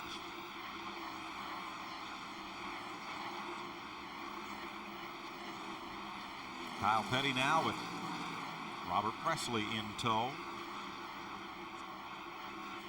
257 laps complete. The last victory for Kyle was June of 1993 at Pocono. He dominated that day too, like 148 of the 200 laps. Well, as you could see from that first shot that we showed you where all the cars were in a wreck, nobody has this race locked up because they're leading at this particular time. There's a lot of race to go, believe me. Kyle's lead helped in part by good pit stops and also by the way that car has been running since about lap 50, now stands at 11 seconds. That's one of the biggest leads of this season, I think. Yeah, and he's driving it pretty well, too. You see where he's at there. The left side of that race car is just pinned to the bottom of the racetrack. Why do they call it a silver bullet if none of it's silver? It's pretty obvious to me. Okay. He's blowing them away right now. It can be any color and still be called silver bullet. Fourth place battle here, Sterling Marlin and Bobby Labonte as they lap by Bobby's older brother Terry. Oh, Bobby, he got a little loose getting in there. When you pass on this outside, you have to really have the car aimed right. Now he's making a move on Marlin on the bottom side. Sterling kind of rolls out of it and lets him go by. You heard the spotter call clear to Bobby Labonte as he went on past, meaning that he was clear to move up the racetrack. He had gone completely past the car that he was working against. Let's check with Glenn on pit road. Well, guys, I moved up a little bit behind pit road, just above it here on the horse track. This is the tire impound area, and you can see Gary Nelson right there. He's monitoring this situation. Remember, they were only allotted 6 sets of tires to begin the race, 5 on pit road, 1 on the car. And as cars fell out of the race, which unfortunately a lot of them did early, they were required to bring their sets of tires down here, put them in a pool. Then when there were enough tires for everybody to get one more set, they allocated another set to them. Remember, we were talking to Barry Dodson when word came that they got that set. These are the tires that are left over, and the rest of the cars, or any more cars continue to fall out. These tires will be impounded here, and there's enough for everybody to get one more set. They'll put them out there, but Gary Nelson has kept his finger on the pulse of this thing all day long. And all season long, Glenn. At Daytona, there was some controversy over who should get tires that came off cars that fell out of the race. At Wilkesboro, NASCAR created further controversy by doling out tires, additional sets of tires only to cars on the lead lap, thus taking cars that were not on the lead lap effectively out of the race. This seems to be a very fair and equitable way of dealing with this, which has taken some time to get to this solution. Seems to be quite a good one. We're at 264 laps as Kyle Petty leads here at Dover Downs.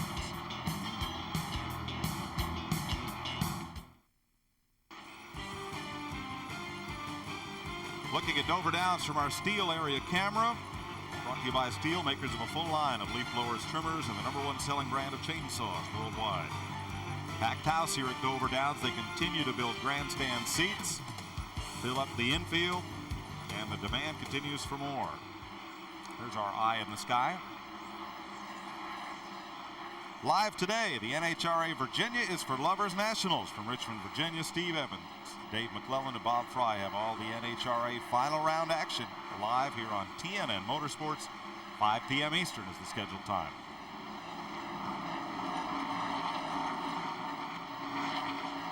Kyle Petty appears to be by himself, and virtually he is. A change at second place. Hut Strickland has taken second from Jeff Gordon while we were away.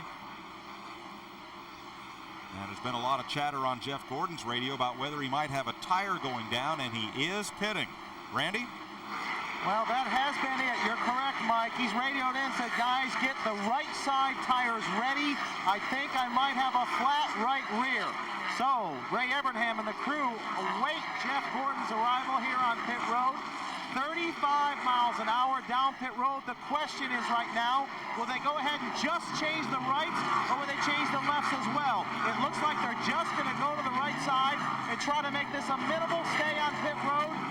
Gas is in as usual. He's down and away. 8.7 seconds, best they could do.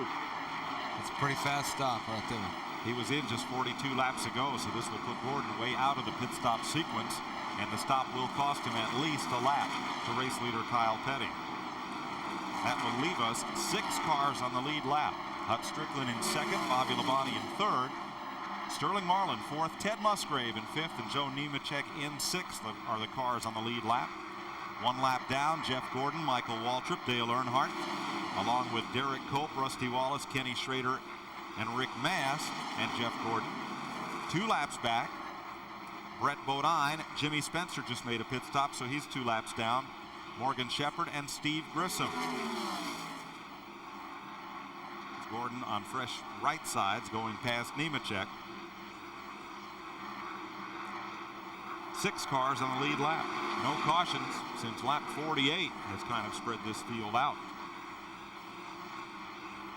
See Jeff there, he's still running that high line. That car is not working the way he wants it to. He's not able to stay on the lower part of the racetrack like Kyle Petty is. That's an aggravating thing when it won't turn. You see it go up right there. Look at Kyle Petty. He looks like he's going into the crowd there. He's so low. Take a look back at the field. Would you believe in 1971 they ran this race without a caution flag? I believe it. I was here. Bobby Allison won it. Bobby Allison won a lot of races. I tell you what, he come up here one time and had it. First time power steering was really used up here, and he just dominated the race. Right behind race leader Kyle Petty, here is Steve Grissom. Steve is in 17th position right now, and he is a couple of laps back, 3 laps back. Robert Presley, rookie driver, having a good outing here. He has gone 4 laps down and runs in 24th position in the Skoll Chevrolet. Jeff Bodine brought out the second caution of the day at lap 27. He is 41 laps behind the leader, but continues to run in 31st place. And Mark Martin was involved in that first crash. He is 36th on the board, but every position he can gain from here on out is an additional 3 Winston Cup points. He came back into this race in 39th place. He is now 36th.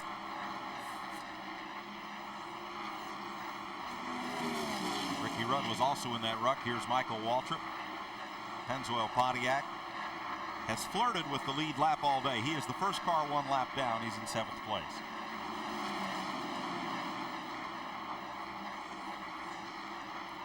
Jeremy Mayfield is 3 laps back in 18th position, driving the RCA Ford for Cale Yarborough. It's his first trip to Dover as well. Ricky Rudd in that recycled Tide container. Boy, oh boy. That's not a pretty thing, but it's still running pretty good. And he is 33rd also from that lap 3 wreck. And Todd Bodine has completed 4 more laps than Ricky Rudd. Those cars would probably both fit the same template. It would just be a very short template.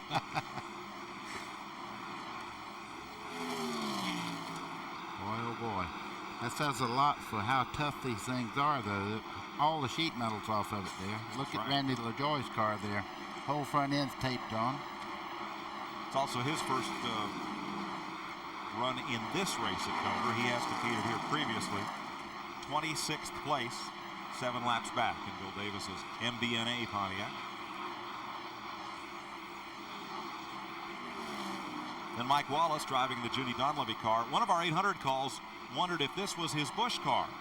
Well, no, they just do have the same paint job and almost the same sponsorship. Heilig Myers on the Sunday cars, Duron paints and Heilig Myers on his Busch car. And Dale Earnhardt, who has gone 1 lap down.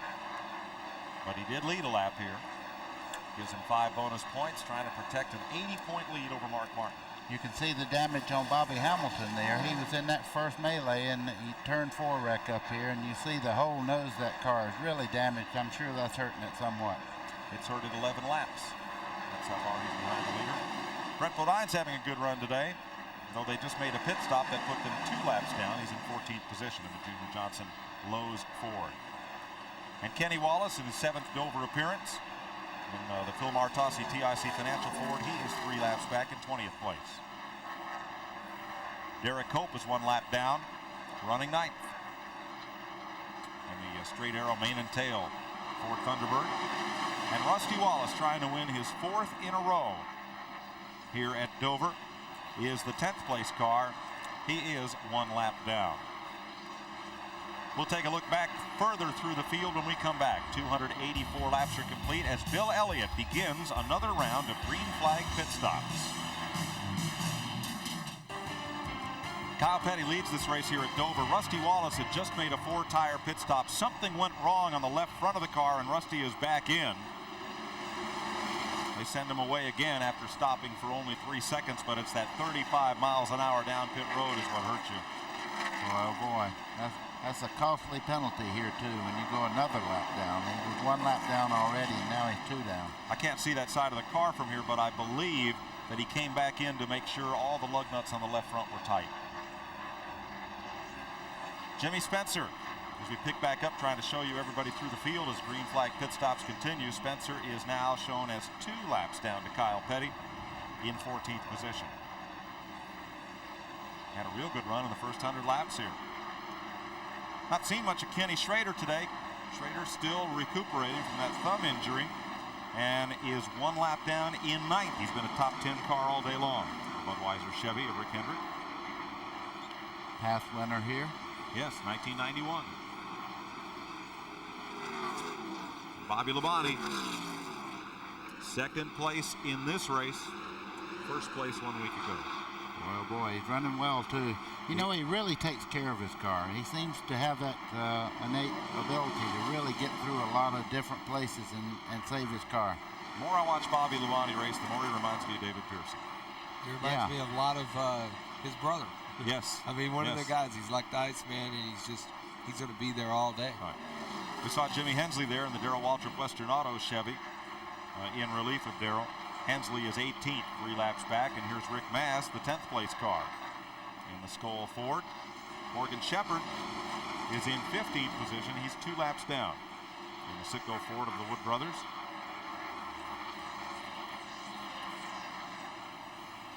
He brought out the 3rd caution of the day at lap 44 when he cut down a tire.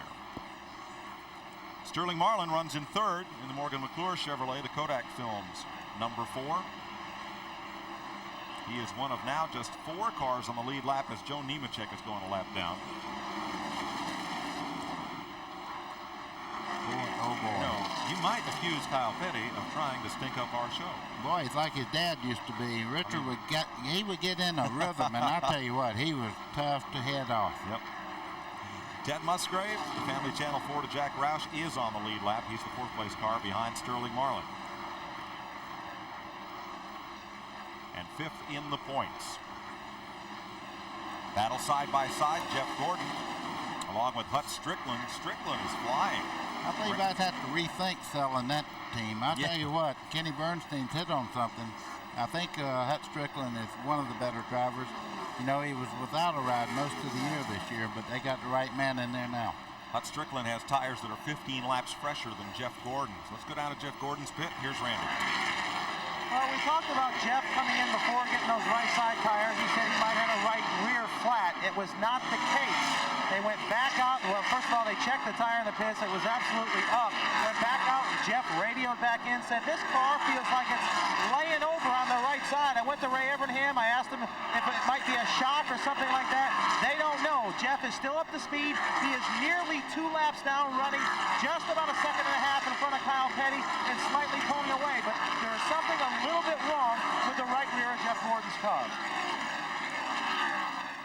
Well, this is the man that has been putting him everybody time and laps down. Kyle Petty at 298 laps handily leads here as you're watching Jeff Gordon's pit. We'll be right back.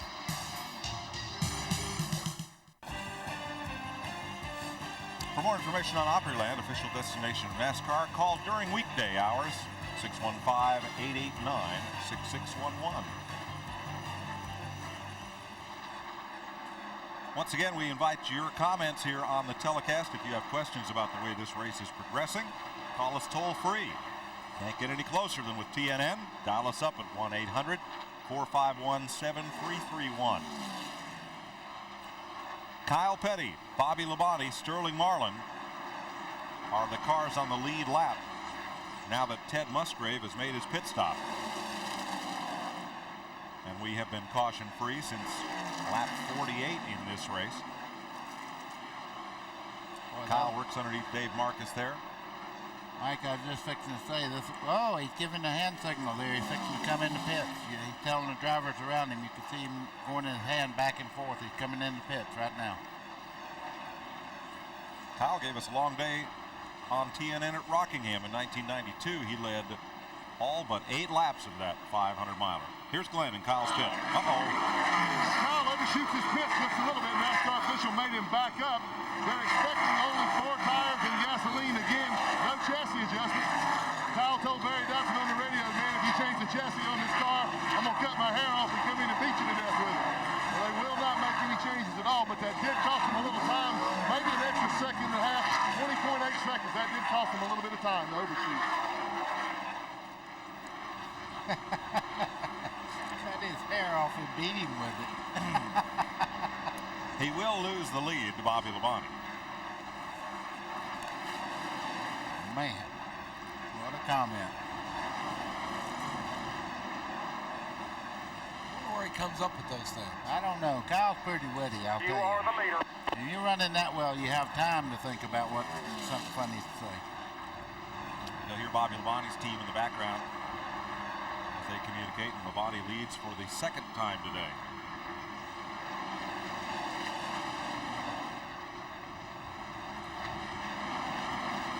Team has done miracles this year. I'm telling you, Bobby Labonte has had a chance to win at least 3 times this year. In Atlanta, he was gaining on Gordon with about 5 or 6 laps to go. He got hung up in some traffic and he didn't have time to close, but he's been in a main factor in at least 3 major events this year.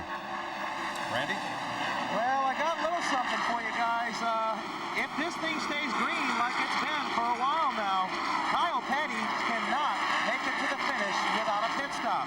The 4 car for sure can, and I believe the 18 car as well can. So, if this thing stays on the green, we might see something else shake out of this race. Huh? I believe what Randy's saying is with just 1 more pit stop. We're at 3:03:10 out of 500. So after this round of pit stops and 1 more, the way the sequencing is that Kyle Petty might have to make an extra stop, and that could well be the case. If you get a chance to show the in 1 and 2 the back glass in the 18 car, it's very interesting. It's got so much down pressure on that glass, it's caving it in. Here's Joe Nemechek on pit road with the Burger King Chevy. Now Joe is the 3rd place car, and the pit stop by Kyle Petty put Dale Earnhardt back in the lead lap, although he has a pit stop to make. Let's go to Kyle's pit. Here's Glenn. Looking at gas mileage, Barry, can you make it on 1 more stop? Possibly so, you know, from what we're putting in the car. We probably got a lower gear than a lot of these other cars, and that's why we went farther last time. We just need for it to go green, you know, and not get a caution here. You know, we're good enough if we do get a caution, hopefully we can get the lap back. We just need for the race to go green. That pretty well sums it up. Bobby Labonte to do everything he can to keep Kyle 1 lap down. Now Kyle is a lap down because he pitted under green and Bobby Labonte has not. Brett Bodine makes a stop. You cannot pit here without losing a lap under green. Sterling Marlin is now the 2nd place car to Bobby Labonte as he comes on to pit road. That will move Earnhardt up the leaderboard to 2nd because he has not yet made his pit stop. Let's check with Randy and Sterling Marlin's pit. Yeah, I certainly may have left out a word or 2 down here on that. It was 1 more stop after this round is what I meant. And Sterling Marlin is in. Right side tires. They claim they can go all the way after this, baby. So right side tires are on. 1 more stop for these guys and they can make it. Left side tires are on. Another round of wedge for him on the left side. Sterling is down and away. 1 more stop and they should be able to go all the way. Thanks, Randy. Rick Mast is in as well in small Ford. And Hutch Strickland got into somebody there with the left front. Hit the wall, we're told. I don't see how he hit the wall with the left front. No. And the side of the car be that clear. It looked like he might have gotten the back of somebody is what it looks like to me. It's hard to do that without spinning out, huh? Yeah. Well, we'll double check that, but he did, certainly Hutch did get into something. Mike, the good part is it's not rubbing the tires, so he's able to keep going. Right. There's the damage to the left front on Hutch Strickland's car. Kyle Petty moves underneath Bobby Labonte. Labonte, now that Kyle has passed him and unlapped himself, Labonte may make his pit stop. We're at 316 laps. Greg Sachs in the Kendall Oil number 40 makes his pit stop. As we're live with you at Dover Downs, Delaware, we'll be right back. Today's exclusive coverage of the Miller Genuine Draft 500 on TNN is brought to you by the more than 1,000 AutoZone stores across America. AutoZone, the best parts in auto parts. Bobby Labonte has just completed his pit stop and surrendered the lead, 18 seconds for the Interstate Batteries crew, and that surrenders the lead to Dale Earnhardt. Greg Sachs takes his Pontiac behind pit road. Kyle Petty, who has made his pit stop, now in second. There's your leader. Earnhardt for the second time today. Now he is leading only because he has not yet made that pit stop. If the caution would come out right now, though, you talk about a real smart move by staying out this long. If you don't hear everybody up here every once in a while, folks back home, we do have a little ice cream here, and we're taking a break right now. I'm filling in while Mike stuffs his face up here with wonderful goodies, and the race itself, as you can see right there, Earnhardt's going down in the corner, and the nose of his car is beat up from a wreck very early in the race. That's Bobby Hamilton just behind him there in the 43 car. He has some damage also. Just because you power scarfed that whole Sunday down and there's nothing left of it, you just motor mouth right on. Ernie, you're not going to sit here and enjoy a little butterscotch and ice cream. We're enjoying ours, buddy. Yeah. You inhaled yours.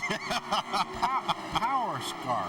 Power scarf. I'm telling you. I'll learn to keep quiet. I bet you everybody at home's having a little ice cream, too. We're having a good race. Everybody but the pit guys. Yeah. Sorry, Glenn, Randy. Sorry, Glenn, Randy. Anyway, if you think Kyle Petty's trying to stink up this show, don't leave, okay? Richard Petty, as Earnhardt makes his pit stop, Richard Petty came from 6 laps behind to win here in 1975. Yeah. This is far from over. Well, Earnhardt will give up the lead and likely go back to being a lap down on this green flag pit stop. Randy's in his pit. Well, Richard Childress talking to him all the way in. Yeah, they definitely did just that, buddy. They want to stay out as long as they can. If they catch a caution, it's a heck of a break. He's right back in the game. I want to let you know that Mike Bourne is jacking this car. David Smith still suffering from a back injury. Right side tires are done. Nice sweeper on the car for the jack. One pump, it's up. Left-hand side tires going on. Windshield being clean. Good stop. Clean the grill. Earnhardt down and away at 18.8. Good stop. That will put him a lap down once again as Kyle Petty, now that green flag pit stops are completed, Petty reassumes the lead. 327 laps complete. We'll be right back. Next weekend, it's another doubleheader of NASCAR racing here on TNN. Saturday, June 10th, the Equipment Supply 150 ARCA race, 1 p.m. Eastern Time. And on Sunday, June 11th, the UAW GM Teamwork 500 Winston Cup race live here on TNN Motorsports. Going to be some Busch racing action as well. Big live weekend of oval track action on TNN coming up for you in 1 week. Kyle Petty, well out front of this field. That picture's about 3 years old right there, Kyle Petty. He's got more hair than that now, I guarantee you. Where's the second place car? That's Strickland. I know he's out there. There he is as we speak. And Michael Waltrip right on his tail there. But a lap down. And Earnhardt has gone a lap down now that pit stops are complete. Now third place is Jeff Gordon. Let's pick up Gordon from the helicopter. There's the DuPont Chevy. Fourth place is Ted Musgrave. And there's Musgrave coming into view.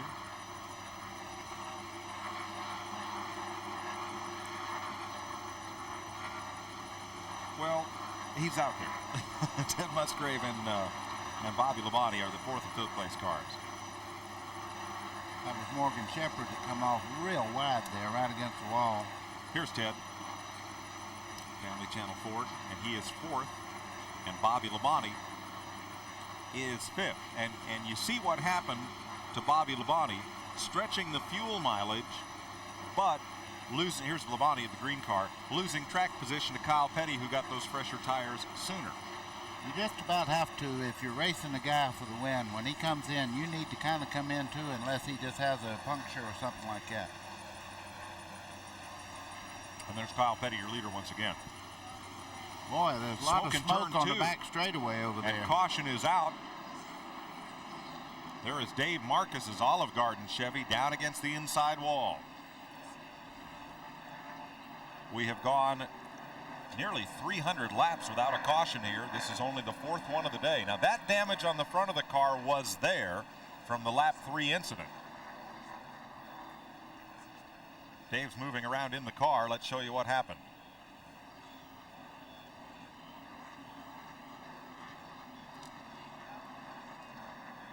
Ooh, he's sideways coming up out of the corner there, gets into the outside wall. Ooh, look at Jimmy Hensley. You talk about reaction time. He did the right thing, and Darrell Walstrick's number 17 there. He just barely missed Marcus. I tell you, Dave, when you hit on the driver's door, that really hurts. And he was going awful fast right there. Hopefully he's all right.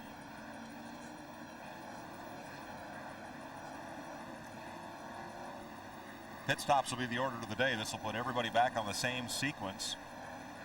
And again, at lap 338, if teams stop now, they would still require one more pit stop. Glenn is with Kyle Petty's pit. Well, you're exactly right, Mike. That took any question of it out. They will definitely have to make one more stop. We've got the clock on Kyle. It's a great stop. Wow, 18 and a half seconds. He's down and away. That's one of the best stops of the day.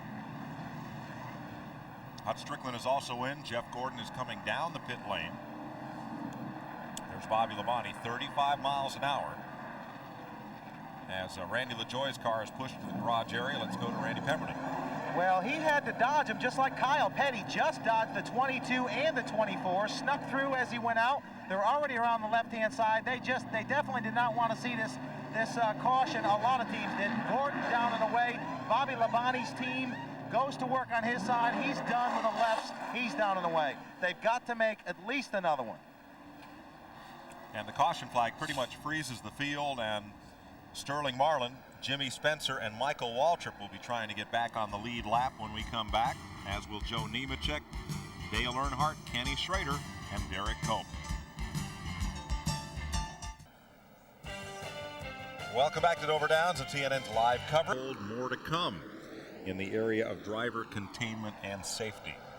I hope we can get another shot of Dave Marcus. It seems like they're having to work on getting Dave maybe out of the car, or maybe he's got a leg injury or something, but it looks like they're still working on it. We'll double check that, Ernie. No report from the scene as yet. Right now they're hooking the wrecker up to Dave Marcus's car. Let's go up to Kyle Petty's pit. Here's Glenn. Well, guys, we're following the situation here. Kyle is down to only one more set of new tires. Barry Dodson would like to have another set. NASCAR hasn't allocated another set to the teams yet, so you can see them pleading their case right now. The NASCAR official that's talking to Barry is Buster Auden. They're trying to get one more set of tires. If worse comes to worse, they can take off the set that they just took off. They didn't have that many laps on them. I was clocking them. They were a very consistent set of tires. In fact, Kyle was still the fastest car on the racetrack. So right now, they're just pleading their case for another set of tires. Barry told me that if the thing went green the rest of the way, I asked him if he would consider gas only.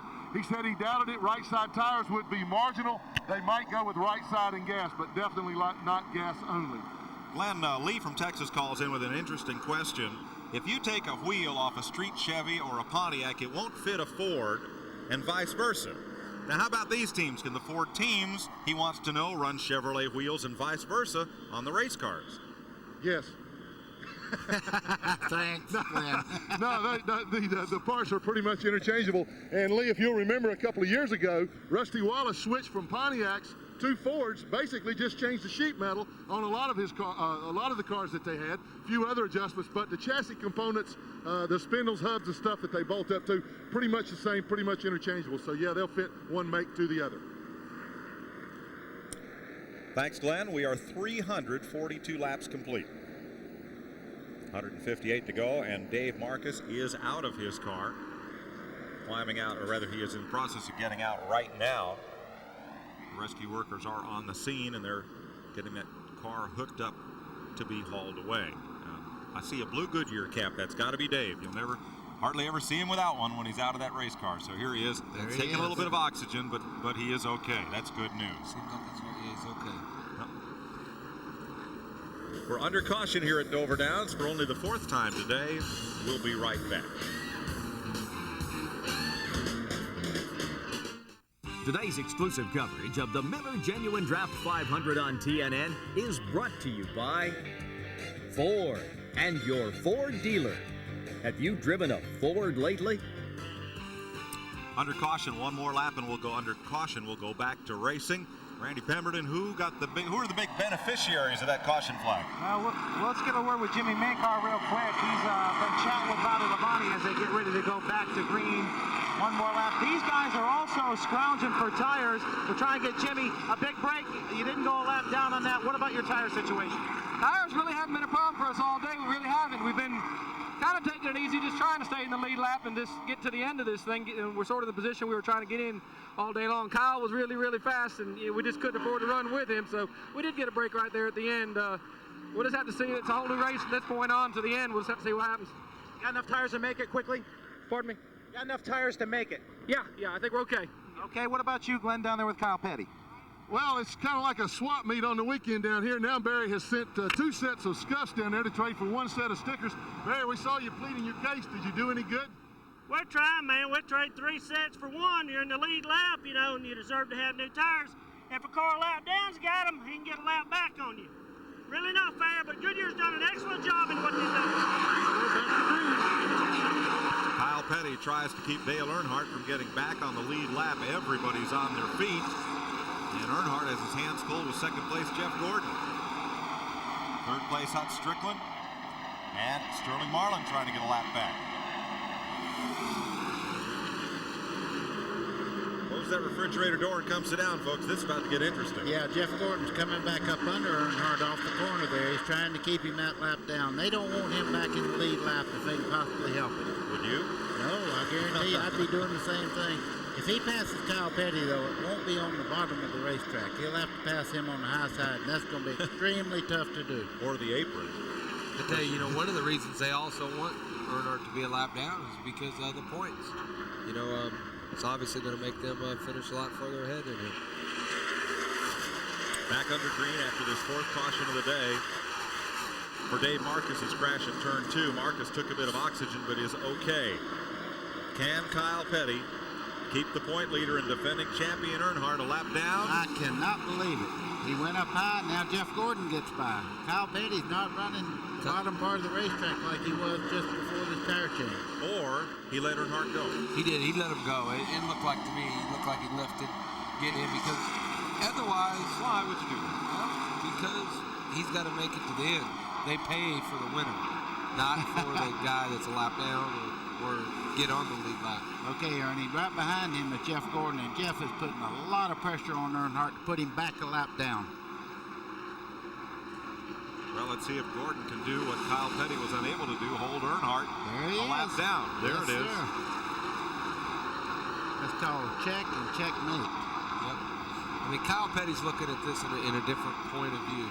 He's looking at it for the total. Oh, there goes Earnhardt, bumps into Jeff Gordon. Give him a little assistance. Love tap. Says, oh, and shoved him up high. Oh, don't tell me this is the Winston Select all over again. That movie didn't have a happy ending. No. Well, Gordon won, so it was happy for him. You see Kyle creeping back in the picture. I think Kyle Petty's car. Oh, white car way up high, turn 2, and almost got in the fence. Saved it. That was Robert Presley. Excuse me. Tense moment there. Presley almost lost it in turn 2. There was a lot of smoke, and Morgan Shepherd will come to pit lane.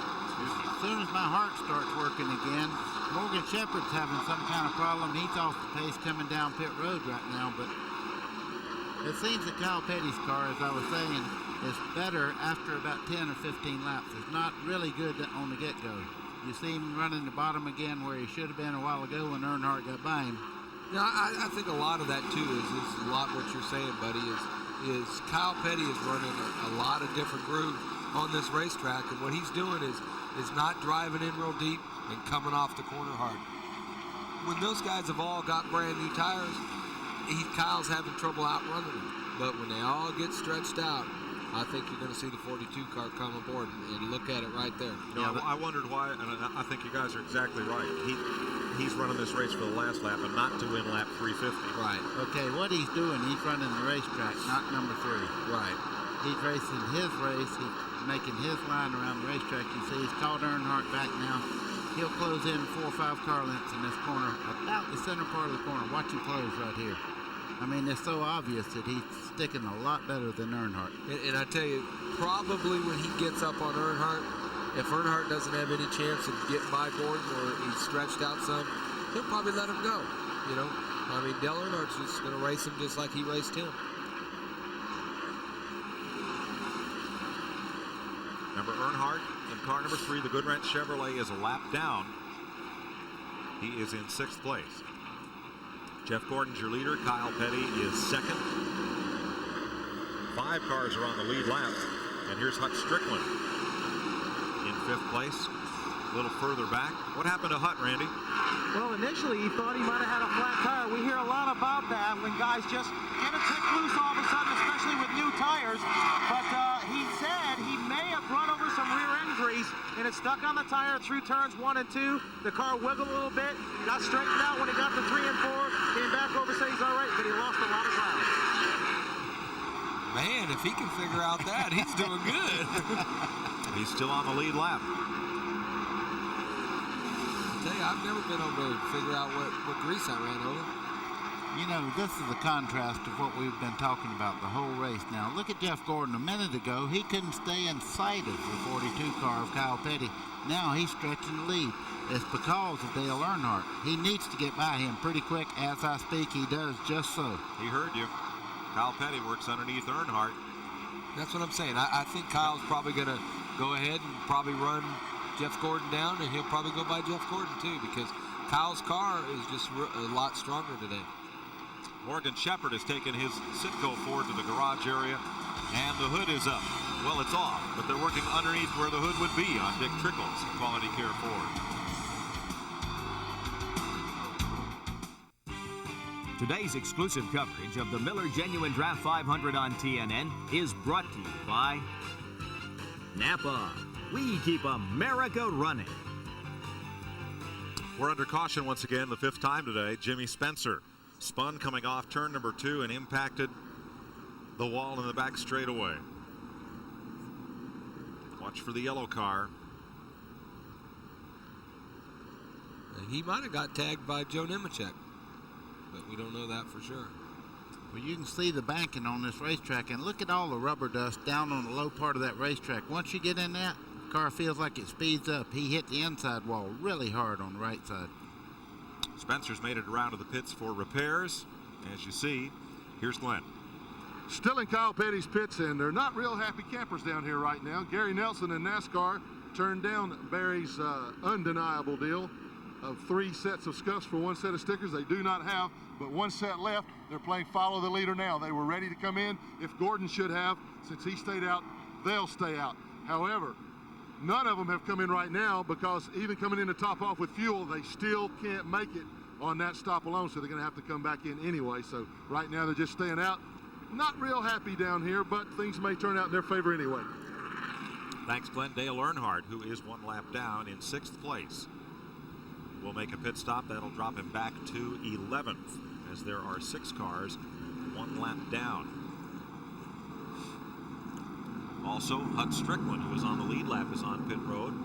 So is Rick Mass, Jeff Bodine, Terry Labonte, Bobby Hamilton, Mark Martin, Jeff Burton, along with Chuck Bound, Robert Presley, Steve Grissom, Randy Pemberton's near Earnhardt's pit. Earnhardt's in. The tires that are going on the right side and now getting ready to be taken off and going on the left side, they're 15 lappers. They've got 15 on them already.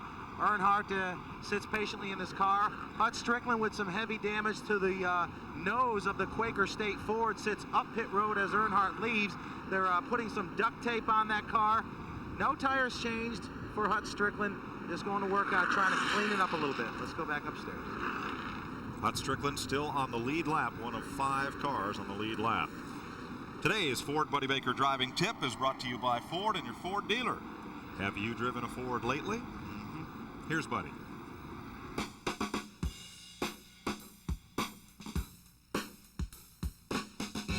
You know, time after time you hear a driver complaining the car is pushing. The solution to a pushing race car, I'm not going to explain this. I'm going to introduce you to my brother, Randy Baker, who is a chassis expert in the Buck Baker Racing School. Randy, if you had to fix this car in a hurry and get it back out on the racetrack, if it had a push condition, what would you do to it? Buddy is a quick fix, say on a pit stop. We can come back and adjust the spoiler. What we'll do is actually take some of the angle off the spoiler or lay it down. We can actually use this for adjusting tool on the car.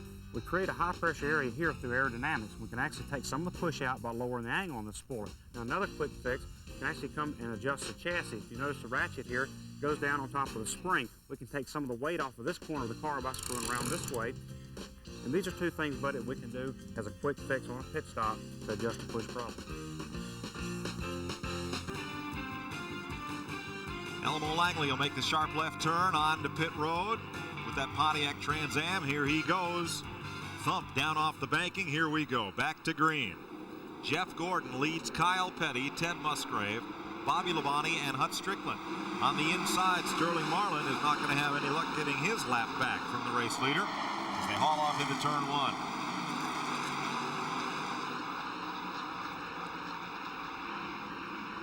Kyle Petty is locked on to the back of Jeff Gordon now. On restarts like that, Mike, it's hard to get your lap back because the outside car dictates the speed that you come down, and he knows when he wants to go. If you start before he does, they bring you in for a 1-lap penalty. So you got to be real careful on this thing trying to get your lap back. Sterling Marlin, 1 lap down in 7th place, or 6th place rather. Looks under Kyle Petty. Boy, easy Sterling. Like you said, nobody's going to pass under Kyle Petty. Well, we've seen one already, and here he comes as we speak. Sterling Marlin's underneath Kyle Petty as they go down the front straightaway. There's where Kyle's a real sharp race car driver. He didn't force the issue there and maybe get himself in a compromise that would wreck him. It almost looks like Kyle's car is really getting through the middle real good, but not off the corner real good. Let's check with Glenn on that. Well, hey, guys, tires run really deep and really long. Remember when Kenny Wallace drove for Felix Sabatis? Well, they understood Kyle Petty's situation about getting no tires. Barry Dodson sent somebody to them, and they agreed to trade a good set or a new set of stickers to the 42 car for a good set of scuffs. So they do have another set of tires. And we'll probably have a new rule next week. I really find that hard to believe that it's going to happen like that, but you never know in racing. That's it. Hut Strickland bobbles a bit. Strickland is some kind of sideways there. Now Jeremy Mayfield gets underneath. Something's wrong with the 26 car. Mike, it hadn't handled right since he bumped that left front corner just a little while ago. He is not handling like he was before that. You see the damage there on the left front of the 26 Quaker State car. Kenny Schrader goes past. That's not for position. Strickland is on the lead lap. Those other cars he's battling with are not. Sterling Marlin is giving up absolutely no ground whatsoever with their leader right now.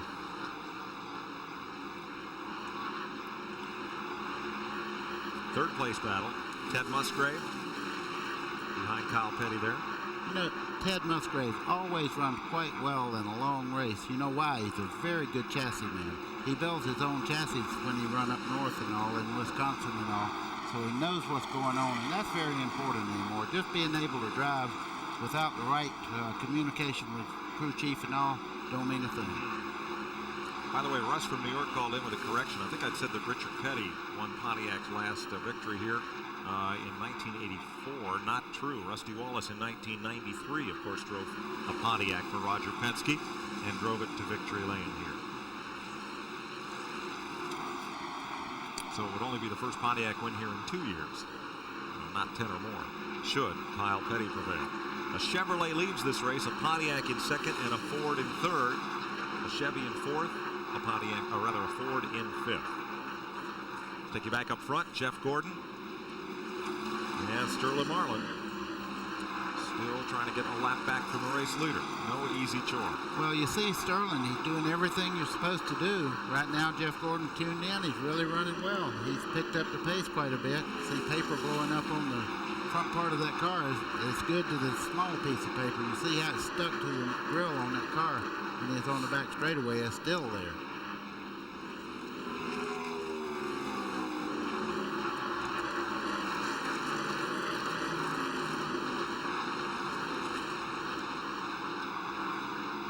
Mike, when you're a lap down, you see how Sterling's driving right now. He's been a very fast car all day. Got out of sequence somehow and dropped back in the pack there and lost a lap, but he has been fast all day. He moved up in the top three just in 100 miles when we first started out. Then he kind of got out of sequence and fell back a little bit. Right now, he's gaining on Gordon. I think he's going to get back in the same lap. Now, he has reeled in Jeff Gordon, and they are running away from Kyle Petty.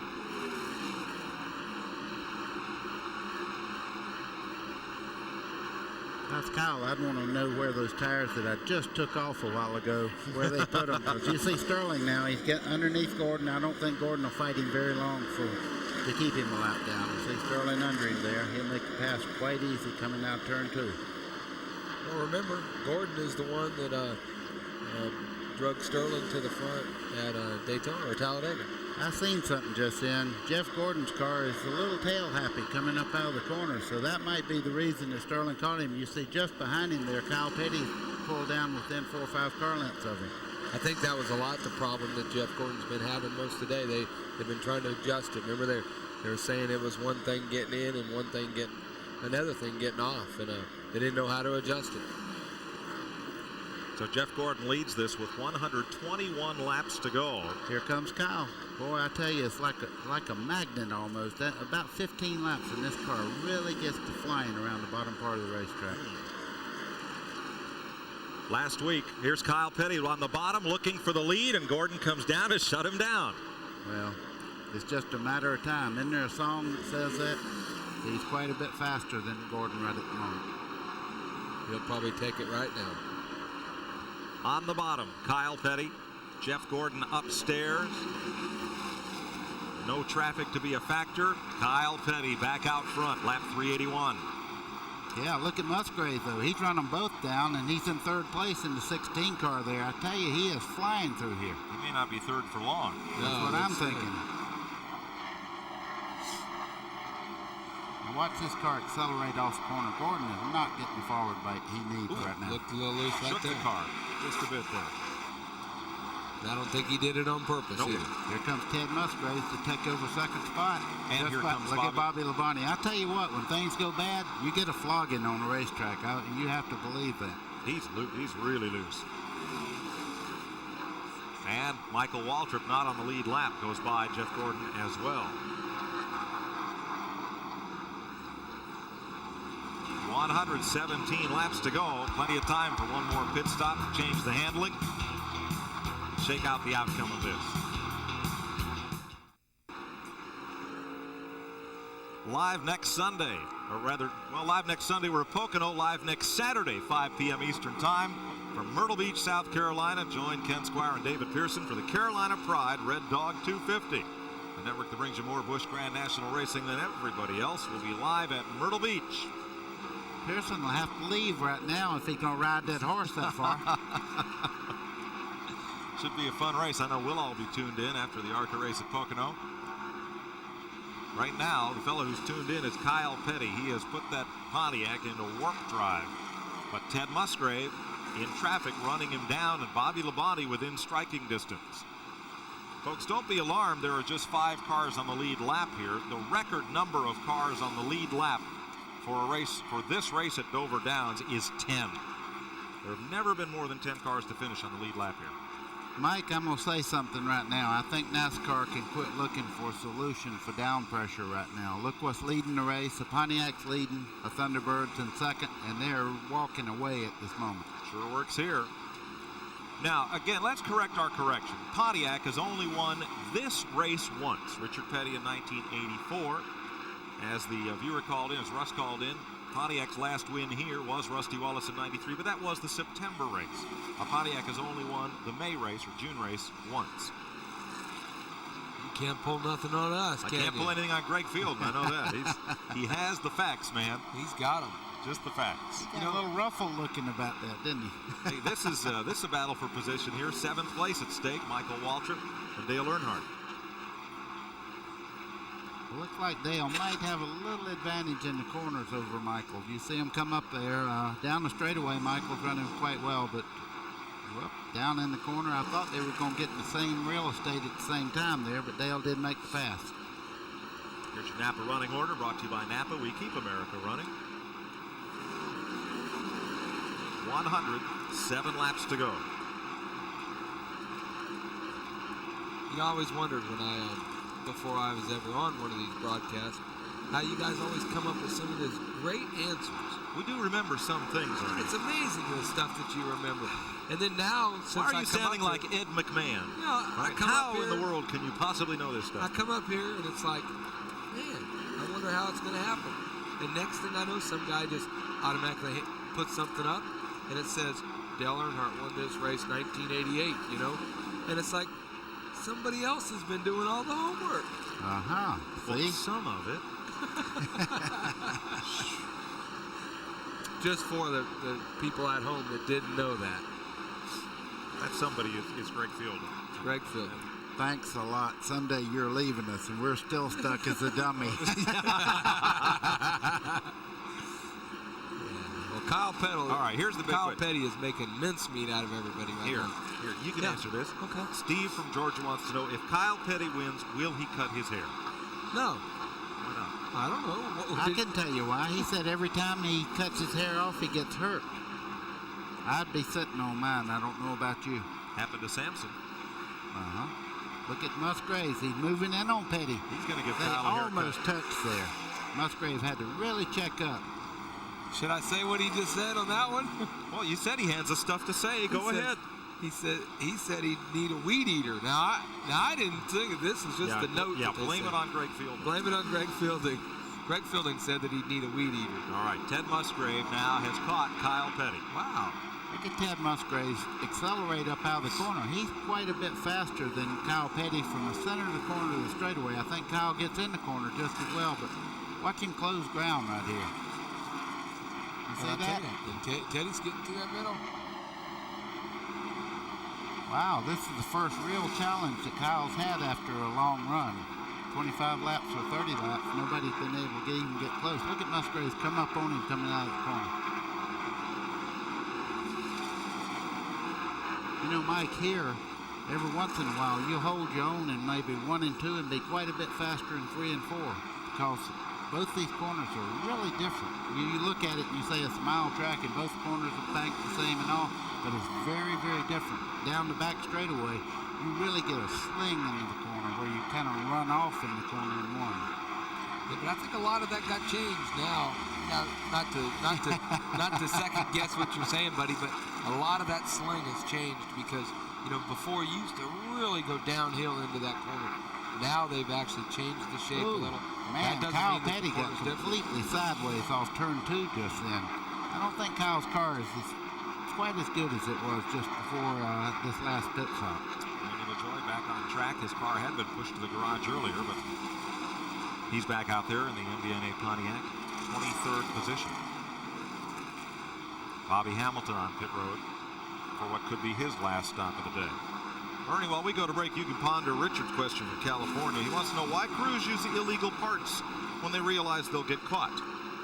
Why did he ask you that, Ernie? I guess because we're going to break. We'll think about that one for a minute. Kyle Petty leads. Ted Musgrave, Bobby Labonte, Jeff Gordon, and Hut Strickland. We'll be right back.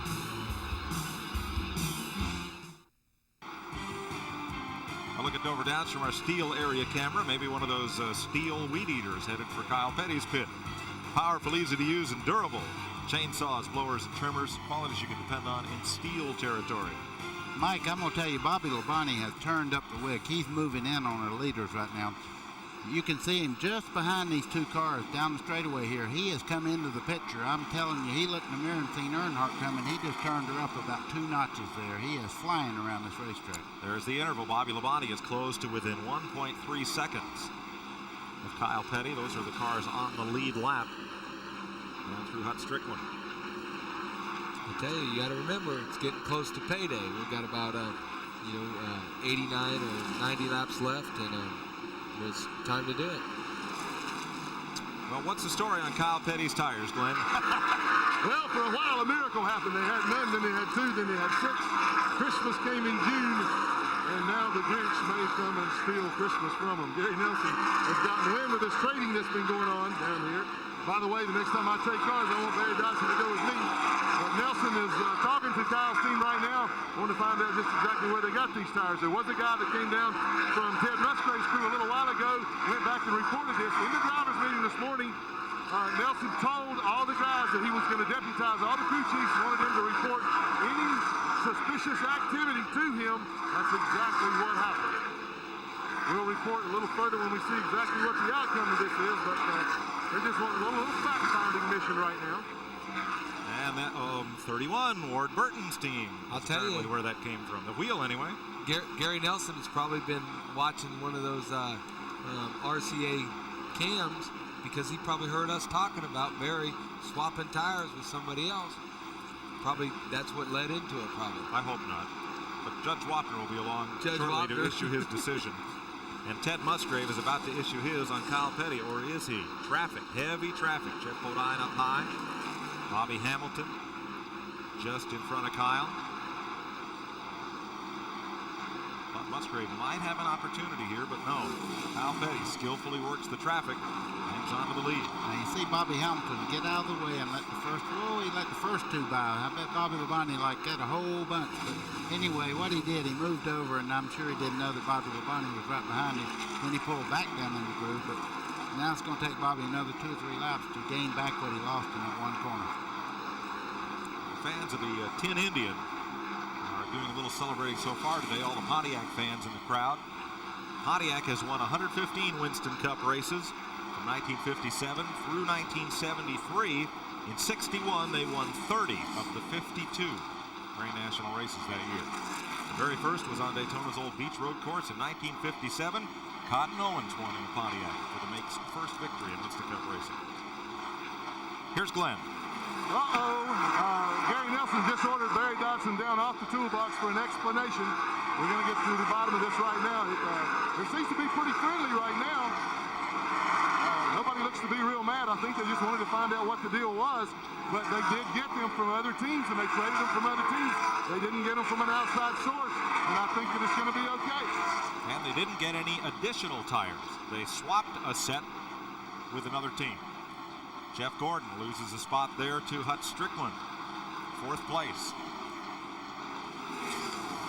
Here's Glenn. Jeff, again, things are not okay. They got to take the tires back. We're not sure who these tires came from. There is a 31 number, an 8 number, a 4 number.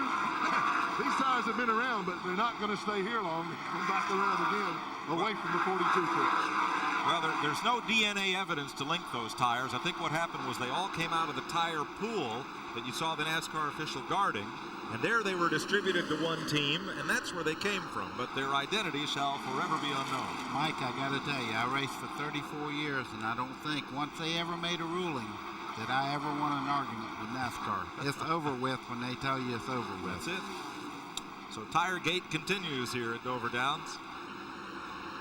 Ken Schrader started 19th with a come-from-behind win here at Dover Downs. Happened in 1991. It was Schrader's most recent Winston Cup victory. Kyle Petty started 37th today, so that would indeed be the record if he could go to victory lane. Well, Glenn, what's the defense appeal argument here? Well, let's find out. Barry, you tried, but what did they say? They said they had that we had to take those tires back now. I said, hell, I don't even know where they came from, man. I'm up here trying to win a race. There's a car down here, you know, about 4 cars down. There's 3 or 4 laps down, got 2 sets of stickers. I'd at least have to have 2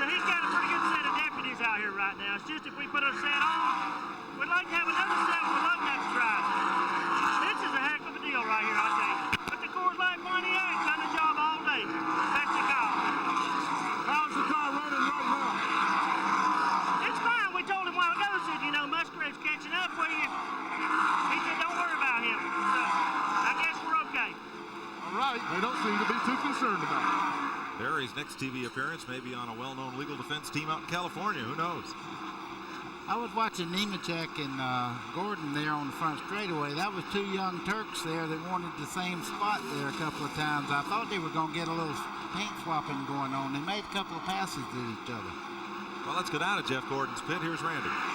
Well, Jeff has been complaining the car has just gotten loose, and they've been in and out of a good chassis setup all day long. All he said to the guys is tighten it up somehow. That's it. So Gordon runs in 5th place, still on the lead lap. Here at Dover Downs, there are 78 laps left to run in the first 500-mile test of the concrete surface. Rusty Wallace gets tires. We'll be right back. Today's exclusive coverage of the Miller Genuine Draft 500 on TNN is brought to you by A1 Steak Sauce. It's how steak is done. Kyle Petty has a 1-car length lead, and that's all over Ted Musgrave as Joe Nemechek makes a pit stop. He is the 9th place car, 1 lap down. I told you earlier, Jeff Gordon's team got fined a record $60,000 for lightweight hubs at Charlotte. I asked Ernie earlier and didn't get an answer as yet. We got a little busy here.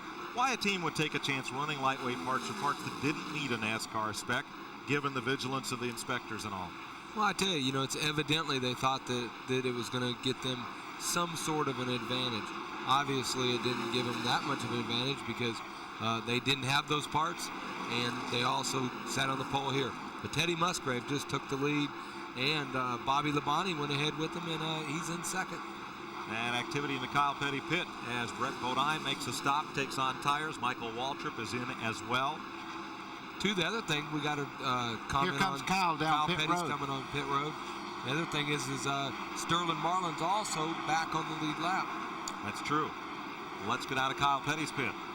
Well, Mike Kyle brings the Pontiac in once again. These are the last 4 new tires that he has left, so they're hoping that this thing will go green the rest of the way.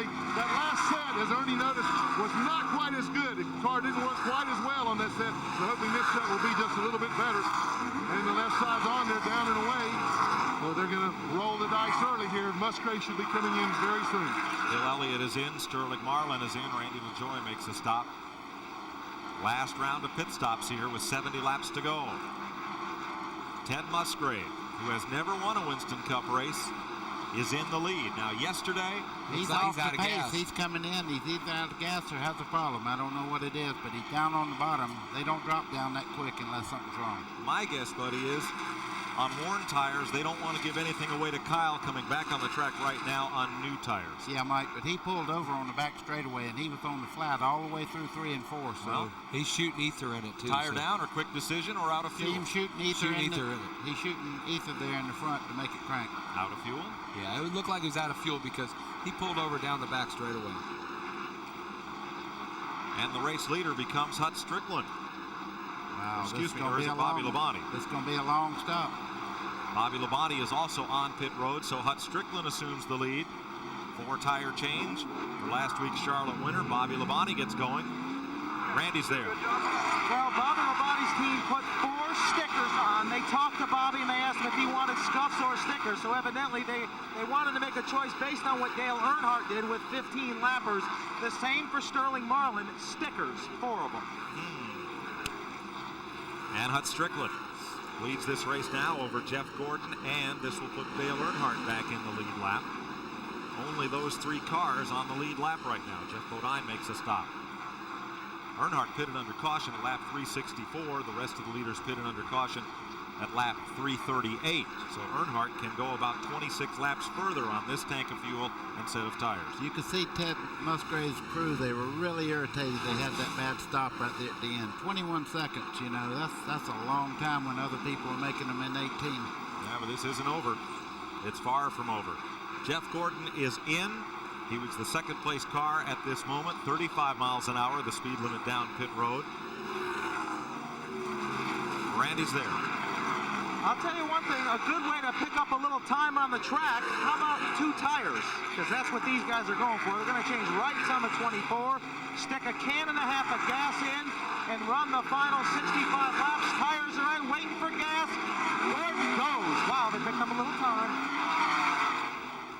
The first race that this kid ever won, Jeff Gordon in Charlotte, he took on 2 tires and held them off near the end, so he knows what to do. Robert Presley's on pit road. Dick Trickle and Todd Bodine getting service. Long stop for Jeff Bodine. The left side is up there as yet. And Hut Strickland, who has never won a Winston Cup race, is in the lead. Yeah, I thought Earnhardt was going to come in the pits, but he just looks like he's slowed down a little bit. Working traffic. He said he can go about 15 laps further than the rest of them based on his last pit stop. I bet Kenny's saying, you know, I have a little more time than I think I do. I might need to keep this team. They're showing a lot of promise. Kenny Bernstein owns that 26 car. 62 laps away from the flag here at Dover Downs. Hut Strickland leads Dale Earnhardt, Kyle Petty, Bobby Labonte, and Ted Musgrave.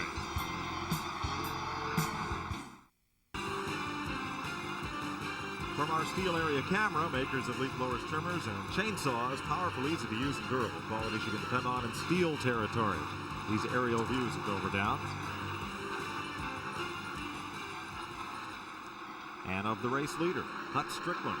Mark Martin's made a pit stop. Rick Mast is in. Now, Mark, remember, was the last of the cars to come out of the garage, and he's currently 35th. Improved his position by 1. Rick Mast is the 8th place car. Here is your leader, Hut Strickland. I was just looking at this white monster. Look at the racetrack, how much darker it is now just by the amount of rubber that's in the racetrack. It's almost like blacktop now. Yeah, it sure is, you know. And that's a lot what we saw at Bristol. Once they concreted that place, and then we could start seeing where the cars were running. And I think we're going to get this every year, and I think it's just going to get better and better. Yeah, I think you're right. We go to Milwaukee in just about a month for the Busch Grand National race, and in the suburb of Milwaukee, they are building Alan Kulwicki Park in Greenfield, and they're trying to raise some money to complete and light some softball diamonds. So the Alan Kulwicki Memorial Fun Run and Walk, 7 kilometers, of course. That's 7 kilometers, 7 AKs. Friday night before the Busch race, 4th of July weekend in Milwaukee. Chad Little's Busch team has challenged Buddy Baker and I and anybody we can find to run the 7 kilometers. Oh, boy. Well, run? I can tell you this. I'm going to send you out as a rabbit. Oh, thanks. And Buddy Baker will walk. You'll keep up. You can walk or run. If you're going to be in Milwaukee, we'd like you to participate. Or if you'd just like to pledge some money for the runners, walkers, for Chad Little's team, for us, for some of the ESPN guys that might show up. A very worthy cause, and all the money raised goes to Alan Kulwicki Park to complete that. And, of course, we're going to go Polish victory lap style, the opposite way around the racetrack. This is going to be a lot of fun, folks. So dial 1-800-350-ALLEN for more information. We'd like to have you out there to run or walk with us, to give us oxygen afterwards, or to call in your pledges. Very worthy cause and one that we fully support. We'll look forward to it. I don't see the problem. We can beat Chad Little's team. How? Look at how Ernie looked at me and said, "You got hit harder than you out." Obviously. What are you talking about? We, you're here. Oh, I'm gonna be at Daytona. I know. We're gonna have you up there. Oh boy, should be fun. Here's Jeff Gordon, who is out there in 6th place, now showing as 1 lap down as we've not completed this round of green flag pit stops. We've talked about this $60,000 fine that Ray Evernham and team got after last week's Charlotte race. Here's Ray's take on it as of yesterday. I had a part on the car that was not NASCAR approved. I thought it was not illegal, knew it was not NASCAR approved, but in no way did I intend to put anybody in danger or jeopardize the future of the sport or anything like that. You know, I mean, I love the sport. I give my life for it. It was a mistake. We have to go on now and prove to everybody that those lightweight hubs had nothing to do with the performance of that car. It shouldn't be a reflection on Jeff Gordon or Rick Hendrick or any of the guys on my team. You know, I'm the crew chief. That's my responsibility. Jeff Gordon doesn't know a hub from a rotor, so he didn't even know it was on there. And, of course, Rick didn't. You know, so we're just going to go ahead and stand by it. NASCAR's doing what they think they have to do in the interest of safety. And we're going to pay the fine and try and go on and win some more races. Thoughts of Ray Evernham. Mike Waltrip just moves underneath Jeff Gordon. They are a lap apart on the racetrack. Michael Waltrip in 8th place. Boy, you got to love Ray Evernham. You know, he shoulders the whole responsibility on himself. It was his choice, but still in all, you know, he's doing everything he can to win races with Jeff Gordon. And sometimes, you know, nobody said they couldn't run these hubs. It was a question mark in his mind, so he put it on there. He got caught, paid the penalty. Well, and so how some of these deals work out, it's like being out on the highway. 9 cars are speeding, 1 guy gets caught. He's going to pay the fine, everybody else goes on. Everybody learns a little something. That's probably true for sure. 48 laps to go here at Dover Downs. Hut Strickland, is he on his way to winning his first Winston Cup race? Stay tuned. Right after our telecast here from Dover, Join Win, hosted by Rusty Wallace. A special time due to our live coverage today. This week, Rusty takes you, the fans, behind the scenes of his own Miller Genuine Draft Racing team to follow their every move. That's on TNN next. Dale Earnhardt makes his pit stop. Hut Strickland has already been in. So this will shuffle the lead lap cars. And it completes all the green flag pit stops for the day. Here's Randy. Lap 457 in the books. Earnhardt says, give me 2, that's all I want. Right side tires and enough gas to go the distance. Right sides are already on. No problem so far. Good stop for Earnhardt's crew. 12 seconds flat. Wait for gas. Pretty quick, but I don't think it will get him back out on the lead lap. We'll see. Kyle Petty is the race leader. Earnhardt comes back out onto the racetrack. He's going to be on the lead lap, it looks like. We'll double check. Hut Strickland's best finish this season was 7th last week at Charlotte. His best career finish, 2nd at Michigan in June of 1991 behind Davey Allison. I think he was driving Bobby Allison's car that day. Mike Earnhardt did get back out. He's in the lead lap. He's just in front of these cars. The black cars in front of Kyle Petty there was Earnhardt and Rusty Wallace. So he is on the tail end of the lead lap. Kyle Petty leads. Bobby Labonte, Ted Musgrave, Hut Strickland, Jeff Gordon. The top 5. Dale Earnhardt is 6th. Sterling Marlin is 7th. Mike Waltrip, Joe Nemechek, and Rusty Wallace. I the tell top you what, 10. I tell you what, we've got a race for the lead. We've been talking and doing all this stuff. Bobby Labonte and Kyle Petty, there's 40 laps to go, and they've got a heck of a race going on. NASCAR Select Panel has voted the Western Auto Mechanic of the race. The survey and our jury says the old wheeler dealer himself, Barry Dodson, tried to trade those tires. And for his pit strategy and for giving Kyle Petty his best run in a long time, Barry Dodson's the Western Auto Mechanic of the race. Congratulations. Absolutely. This guy, you can tell who he's for. One person out there, Kyle Petty. Bobby Labonte going for 2 in a row. I'll tell you what, Bobby Labonte knows how to get around that honey jar, don't he? I'm telling you, he's right up on top there. He's running every bit as good as Kyle Petty.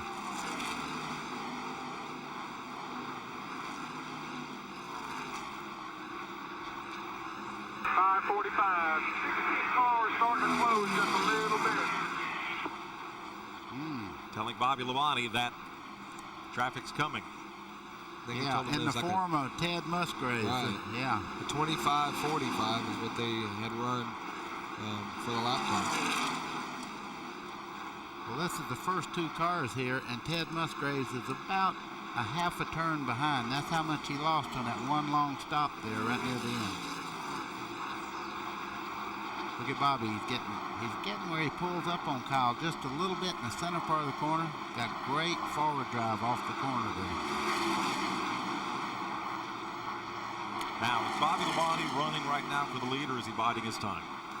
I'd say right now, with this few laps left, I say he's giving it the old college try right now. He's waiting on Kyle to slip out, and he'd try to take advantage of it. Here comes Musgraves, though. He's on the move.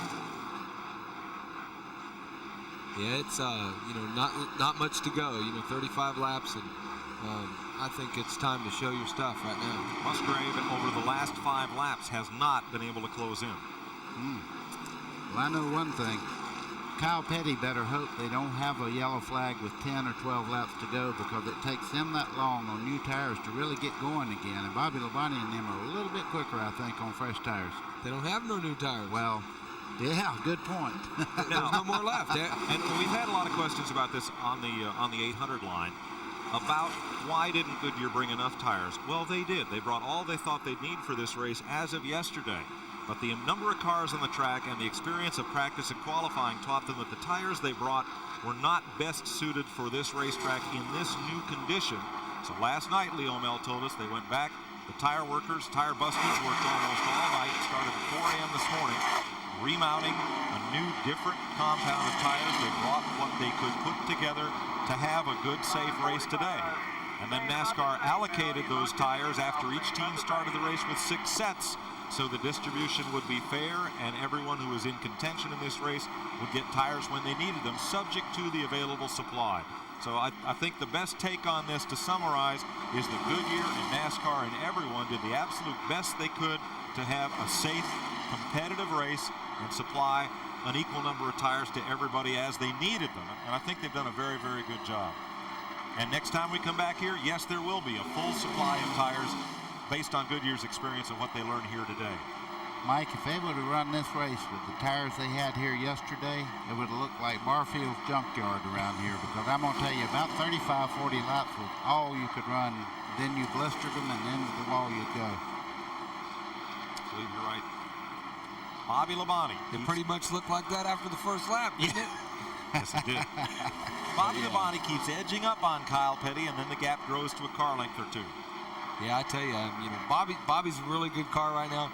Kyle's still really tough, so they're showing everything they have. If Bobby could get to him and pass him, he would do it, that's for sure. But we're gonna have to see. There's 30 laps to go, and who knows what's gonna happen in the next 20 or 30 laps. There's Ted Musgraves. He's still trying. He's in 3rd place there. He's trying to close in on the leader. So with 29 laps to go, let's take a break and we'll come back. He's already taking one. You can tell pit stops are over for now. We'll be right back.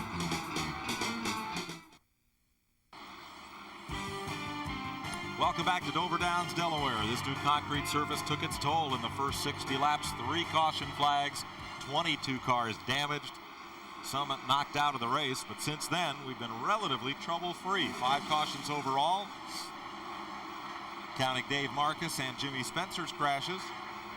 And we're just 23 laps from the finish as these 2 cars battle for the lead, Kyle Petty and Bobby Labonte. You know, Ernie, I've been watching this race. It goes back and forth. Kyle Petty will get a 15-car length lead. All of a sudden, Bobby will close back up. It's been back and forth like a yo-yo. I don't know who really has the best car. I tell you, it's real hard to say. I know that they're giving it all they got, and we're going to know in about 12 more laps who's got the best car, because the best car's going to win this race. If Bobby Labonte wins this race, he will have won his first 2 victories back-to-back. You have to go all the way back to 1964 to find a driver who did that. Billy Wade didn't just reel off 2 consecutive wins, counting his first win. He won 4 in a row. I'm going to tell you that if it was 30 laps right now, I think that Ted Musgraves is the fastest car on the racetrack. He's just got a lot of ground to make up.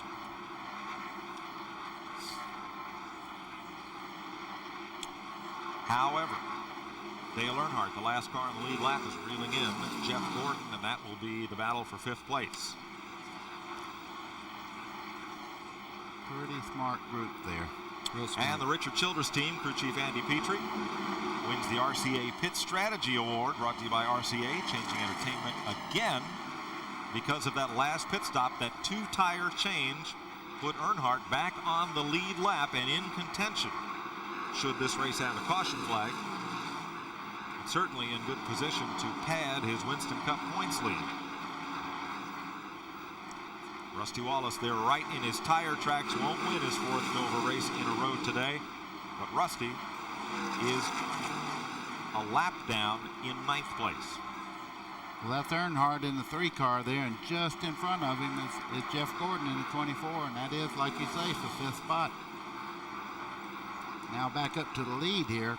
Kyle Petty, look at this, look at the gap right here. There'll be 10 car lengths difference. All of a sudden, Bobby Labonte comes right up on his deck lid. I tell you, I can see now why all these people are standing up and cheering their driver on, because this is what they've paid their good money for, and is standing here and waiting and watching. Ernie, you know yourself, they're going into lap traffic right now, Mike. You can see him going in there, running as hard as he can. Bobby Labonte gets a little high there. He loses about 4 or 5 car lengths. Boy, that was really costly. comes off the corner right there. But that was either he's looking for a new groove or the car slipped, but it could have been costly with only 16 laps to go. Yeah, he's wanting to see the 42 do some of that instead of him all the time. It'll happen. That's the way lap traffic works. They're pulling up on Joe Nemechek, the 10th place car. Joe's had a good run today. He's but a lap down. There's Nemechek, the Burger King car, just ahead, and Dick Trickle, hoodless and fenderless, in the Bud Moore Quality Care Ford. Hoodless and fenderless. And thunderous right here. 42 in the 18 car. Kyle Petty, Bobby Labonte. Bobby Labonte won his first race ever last week in Charlotte, chasing Kyle Petty. And Kyle's been a long time in between watering holes here as far as winning.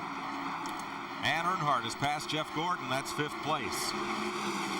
You had that, then it looked like Kyle Petty was catching some lap traffic in the wrong place. It looked like Bobby Labonte was going to be able to gain on him.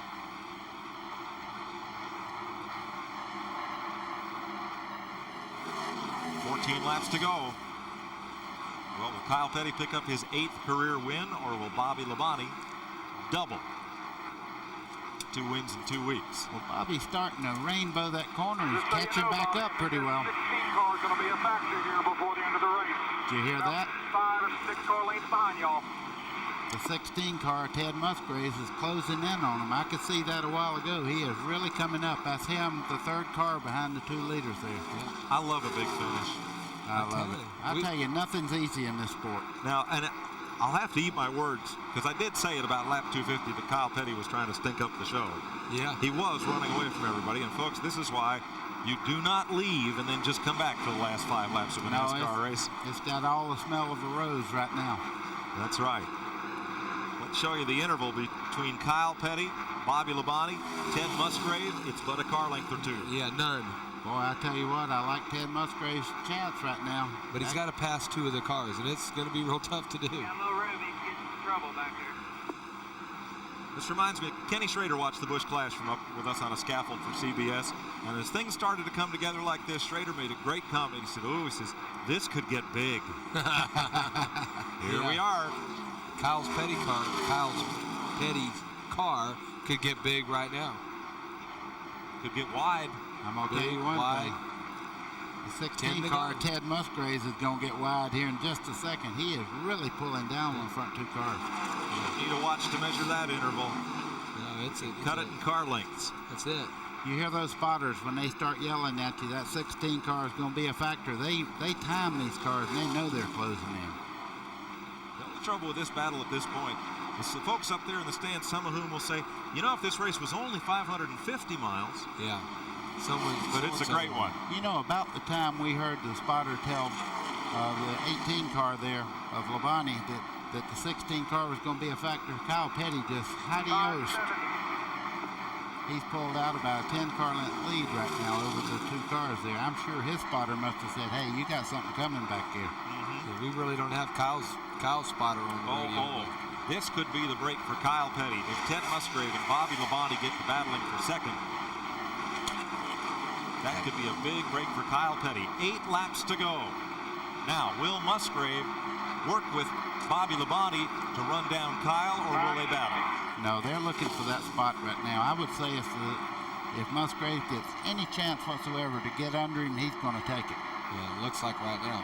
Well, Parity fans, it's Pontiac, Chevy, Ford. How close can you make this? That's it. 7 laps to go. Look at this move. He's trying to get under him. I tell you, Bobby Labonte, he's making all the right moves right now to hold him off. I can hear on the radio that Bobby Labonte is actually probably running a couple tenths quicker now than what he was before. But Kyle Petty's stretching it out. Now he's coming up to lap Jeff Gordon. Yeah, Kyle's about to lap Jeff Gordon. If Gordon holds him up a bit, we've got a 3-car race again. 6 laps to go. Gordon won't do that. He'll give him plenty of room. I didn't mean intentionally. I just meant by where Kyle might catch him. No, he really did. Jeff Gordon really was a man of racing, and he moved over and let him go. Look at Ted coming. He's trying to get that inside. No way. And Gordon staying up high. Didn't allow Labonte to come all the way up off that corner. Uh-oh, look at this. Now they're underneath Gordon. Lap him by. but they've got to work to catch Kyle Petty. 5 laps to go. 5 laps to go. 5 to go. We just said that. There's an echo in here. Those spotters keep you right on the money. They tell you if he's trying to pass on the inside. You'll probably hear that in a second. That's car number 18, Bobby Labonte's spotter that you're hearing. We're actually hearing Jimmy Maker a lot on the radio. Look at Ted. He is trying everything to get just a half a car length under him there. No dice. 570. That's Jimmy Maker's voice, giving Bobby Labonte lap times. He's telling him what he's running lap times. 4 laps. Good lap, good lap. Mike, you might be right. They are closing back in on Kyle. Do they have enough time? 3 laps to go. Good line. Traffic will be a factor. Joe Nemechek ahead and Jimmy Hensley and Darrell Waltrip's car. They will catch that pack, I believe, before the flag. You can see Bobby Labonte moving in on Kyle Petty. He's gained some 5 or 6 car lengths. This is not good right here. Oh, yes. Lap cars stay up high. Barry Dodson on the radio to Kyle. Move over, guys. We're coming through. Come on, move over. Two to go. You didn't need to hear that one to know what he was saying. And Bobby Labonte is there. He has caught Kyle Petty. You got the room back here. 2 laps to go. Oh boy. Starter has the white flag in hand. Here they come, up off turn number 4. It's the last lap. Mike, he's making a move on the outside. I don't know whether he's going to make it stick or not, but he's trying to pass Kyle Petty on the outside. And here comes Musgrave. It's a 3-horse scramble. Lap car up ahead is Joe Nemechek. He won't be a factor. Labonte draws alongside of Kyle Petty's Pontiac. The Ford drops underneath. They'll come off turn 4 for all the money. Here comes Musgraves underneath Bobby Labonte coming off the corners. Dead heat coming down for the flag. It is a dead heat. Kyle Petty wins it. Who finishes second? It looked like Bobby Labonte to me for second, but I'm not real sure. Barry Dodson there has reason to celebrate. It's his first win since June of 1990 when he and Rusty Wallace won at Sears Point. Kyle Petty led 271 of the 500 laps in earning his 8th career win and his first since June of 1993. You'll celebrate with them in Victory Lane after this. We're in Dover in Victory Lane. Kyle Petty has pulled in. He is very winded. He's getting a little oxygen right now. He got a big cold drink of water. But what a great day he has had. This is the furthest back anybody has ever started in Dover to win a race. He started 37th. And also his pit crew just now arriving in Victory Circle. The longest they've ever had to run to Victory Lane. So let's go back up top to Mike Joy for just a minute while Kyle gets his breath. Then we'll talk to the guys. Thanks, Glenn. A very happy scene down in Victory Lane. There you see that Felix Sabate's crew led by Barry Dodson just now getting into Victory Lane all the way from turn 4 to get there. Barry Dodson's 19th career win as a crew chief as well. Let's give Kyle a minute to catch his breath, and we will take a break and be right back to Dover Downs to celebrate with Kyle Petty and meet some more of the runners-up here today. Today's exclusive coverage of the Miller Genuine Draft 500 on TNN has been brought to you by cold-filtered Miller Genuine Draft, making the world a very cool place. By Haviland Formula 3 Motor Oil. Add more life to your car. Take it to the star. And by Ford and your Ford dealer. Have you driven a Ford lately? Barry Dodson wins our Miller Genuine Draft Pit Crew of the Race Award, brought to you by Cold Filtered Miller Genuine Draft, taking the country by storm. Glenn, I think the strangest Victory Lane celebration we ever had was at Charlotte in the Winston, where Davey Allison went to the Care Center instead of to Victory Lane after winning. This must rank right up there with it. Glenn? Well, Kyle's still catching his breath right now, taking a big drink of water there. Last lap, how about that? You know, we were really, really good for 300 laps, 350 laps. In the last couple hundred laps, you know, we were getting other people's tires and we were getting stuff, and, you know, we just couldn't do nothing with it. It was a little bit pushy, a little bit loose. And I tell you what, the 18 car and the 16 wore my butt out. And you heard it from Kyle there, just catching his breath. Congratulations to Barry Dodson for winning the Miller Genuine Draft Pit Crew of the Race Award. Mike? As you look at the finish, our thanks to Mark Martin, Bobby Labonte, Ken Schrader, and Michael Waltrip, who carried our racing electronics in-car radios today. And thanks to Buddy Baker and Ernie Irvin, Glenn Jarrett and Randy Pemberton, I'm Mike Joy. We'll speak to you next weekend from Pocono, Pennsylvania.